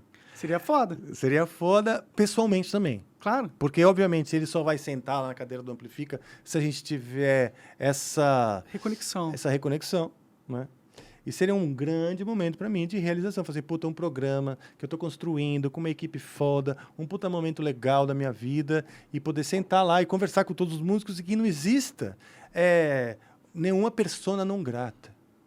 Né? Que é lá, aquela cadeirinha do convidado, seja para todo mundo que curte música, profissionais de música, pessoas que tenham para acrescentar para o público que gosta do que a gente está fazendo, que é música, e mostrar o lado humano do artista. E vocês dariam uma aula para as pessoas que te acompanham, né? Seria um exemplo. Né? Exato, isso também. Um exemplo muito positivo. Ainda mais nesse momento de sociedade que está todo mundo se separando, um indo para um lado para o outro. Exatamente, cara, exatamente. Os artistas, como você darem um passo justamente no contrário disso, de se separar e conseguir vencer as coisas pessoais, o ego, e se unir novamente com alguém que já fez parte importante da sua vida, não é só para você bom, entendeu? É bom para a sociedade, é uma mensagem para a sociedade que você passa de que o caminho correto, o melhor caminho é a reconciliação, Sim. É o entendimento mútuo, é a conversa, e, pô, Amplifica é um papo. Sim. Que é melhor, é o local para acontecer algo assim. Putz, seria maravilhoso. Posso te contar uma coisa que eu lembrei, cara? Claro. É uma coisa muito doida, né? Por quê? Porque essa história toda, ela vai completamente contra as coisas que eu acredito, né?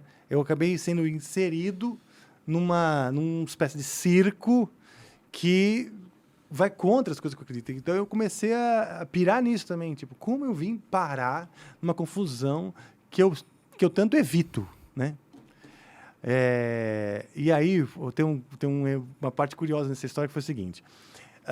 Quando começou isso em 2017, faz tempo, né? O Angra estava gravando, começando a produção do álbum, do Omni, um dos álbuns que nós gravamos. Aliás, o último que nós gravamos. A minha ex-esposa, mãe do meu filho, ela estava com problemas estava doente, né? Doente, ela estava tendo surtos psicóticos, né? E aí, então, eu tive a guarda da minha filha, que hoje é filho, porque se afirma filho. Então, tudo isso acontecendo na mesma época, né? Então, ela estava tendo esses surtos e estava deixando a minha vida infernal. E eu tenho uma lombalgia grave, né? Bico de papagaio e começo de hérnia de disco, etc. E estava atacada por conta do estresse. Então, imagina, eu estava de cama, não consegui sair da cama por uma semana, vivendo esse estresse no ambiente pessoal, que era o problema. Vários com problemas, a mãe de várias fontes. Do meu filho. Sim. E eu recebendo uma pressão de todos ao meu redor, dentro do Angra, para dar um jeito na situação com relação ao Edu Falaschi, que eu não me opunha, eu fui o único que não me opus. Só olha que curioso, eu fui o único, eu tenho testemunhos de todos, que foi que eu não me opus ao que ele estava fazendo, mas eu era o dono do nome Angra. Então, a gente tentou, sim, telefonar, todos ligaram, falaram com ele, etc., mas não tinha muito acordo, porque ele queria fazer o show dele. Ok. Eu falei, deixa o cara fazer o show. Vivendo tudo isso, eu mandei o advogado, pedi para o advogado, isso foi deliberadamente, eu imaginei, porque o advogado que cuida do nome, né, fazer uma notificação extrajudicial para que ele entrasse em contato para a gente resolver essa parada, certo? E aí que começou todo o bololô, porque em vez de notificação já virou um processo que eu queria processar. Não era nada disso, eu estava de cama, né? Tendo problemas com a minha vida pessoal, tanto com a formação do meu filho, quanto o estresse que eu estava vivendo e de cama. Aí foi em casa, então, eu chamei um acupunturista. Olha, a história que eu quero contar é disso. Foi um acupunturista lá em casa. E aí ele chegou para mim e falou o seguinte, e eu, né, um puta do estresse, ele chegou e falou o seguinte, olha, eu posso fazer acupuntura em você, mas eu estaria mentindo para você. Porque a acupuntura, ela não vai te curar. Eu falei, bom, muita dor eu sentia. Aí eu peguei e falei assim, como não, né? Ele não vai desinflamar as suas costas. A gente vai fazer algumas sessões, essa lombalgia vai melhorar e você vai sair da cama. Mas não vai te curar. Eu falei, tá, mas então o que vai me curar? O que vai te curar é meditação. Aí eu peguei e falei, como que meditação vai curar minha dor nas costas? Tipo, não parece muito conectado uma coisa com a outra, né? Completamente fora. Aí ele pegou e falou o seguinte, eu agradeço esse menino, cara, mesmo. Hoje eu agradeço, até na hora eu senti ódio. Eu vou te contar por quê. O que aconteceu? Ele pegou e falou o seguinte, não, aí eu vou espetar isso aqui, mas o que vai curar é a meditação. Vamos fazer... Aí eu falei, então, eu estou fazendo qualquer coisa para me curar. Vamos, então, meditar. Falei, estou falando qualquer coisa mesmo, né? Beleza. Primeira coisa que eu quero que você desliga o seu celular. Meu celular não desligava nem, acho que quando eu dormia. Sabe assim? Não, desliga o seu celular. Eu desliguei. Beleza. Agora é o seguinte, nós vamos começar a meditação. Ela tem que ser um processo semanal, sei lá. E a primeira coisa que eu te falo é o seguinte, depois que você começa, a sua vida vai se transformar. O cara falou, sua vida vai se transformar. Não vai ser igual.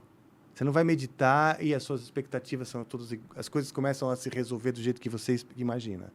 A vida começa a embaralhar e tudo muda. Né? Muda a sua visão das coisas e muda também os eventos. Uma coisa louca. Falei, beleza, passando a minha dor nas costas, tá ótimo. Né? Tá certo. Aí meditei por, 2 horas. O cara me induzindo, explicando qual era o conceito primeiro, o que era meditar.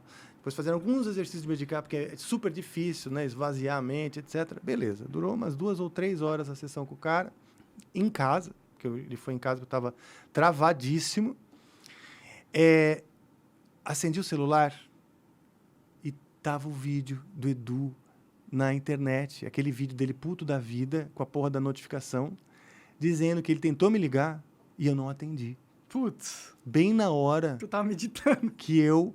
por conta de desespero que a minha vida estava, ter desligado o celular para curar a lombalgia, o estresse que eu estava vivendo e que inclusive, esse estresse era um estresse dentro do Angra, porque lá, nossa senhora, isso virou um problema, esse negócio, que é um problema que eu nem via.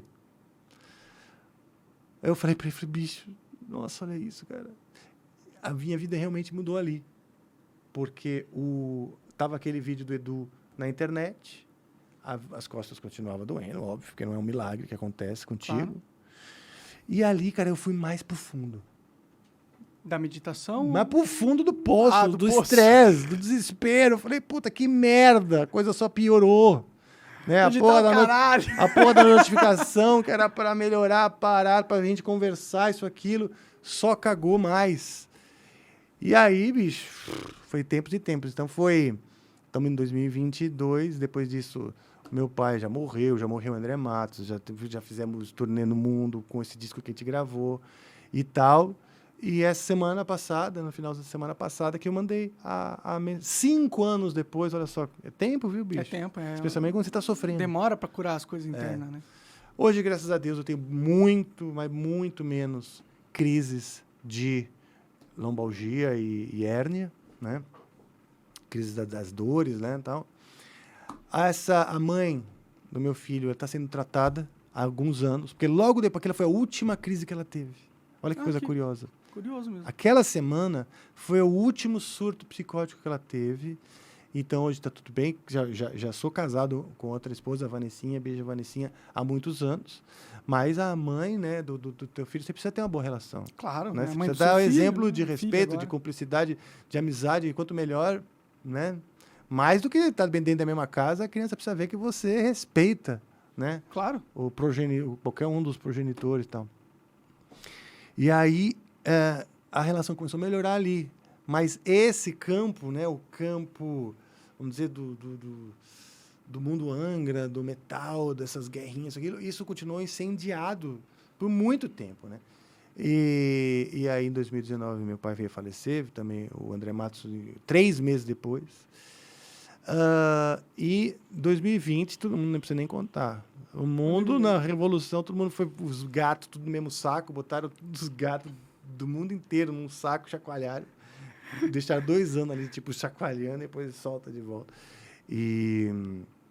Então é isso. Então, nesse momento, 5 anos depois. Cara. Eu acho muito foda o que tu tá fazendo agora, na minha opinião, entendeu? Eu sou do pensamento que é melhor se entender do que ficar com esse fogo latente dentro do seu inconsciente, lá no fundo, mas que se persiste, porque é algo não resolvido. E tem que resolver, meu. Tem que resolver essas paradas, porque todo mundo sai ganhando. A gente discutiu o que se perde se resolver nada. Não, todo mundo sai ganhando. Então, eu acho muito foda que tu tá tendo essa iniciativa. Eu acho muito legal. Eu acho que é positivo. Eu espero que o Edu, olhe pra dentro de si e perceba que não faz sentido ficar com essa rixa aí para sempre. É muito melhor se entender. E aí, de se entender, outros caminhos que podem ser muito positivos, eles se abrem. E para ele, e para os fãs, e para o metal, é a melhor coisa que pode acontecer, na minha visão. Concordo plenamente, cara. Valeu, Rafael. Obrigado, velho. Obrigado mesmo por ter vindo aí conversar comigo. Cara, sempre, qualquer hora. Inclusive fora das ar. câmeras. Vamos fazer um churras aí um dia desse. Eu gosto de conversar contigo mesmo. Eu gosto de você, sabe? De verdade, eu te admiro. Acho que você é um grande comunicador. Acho que você mostrou a força que você tem com tudo isso. Entendeu? Que você também tem essa força emocional.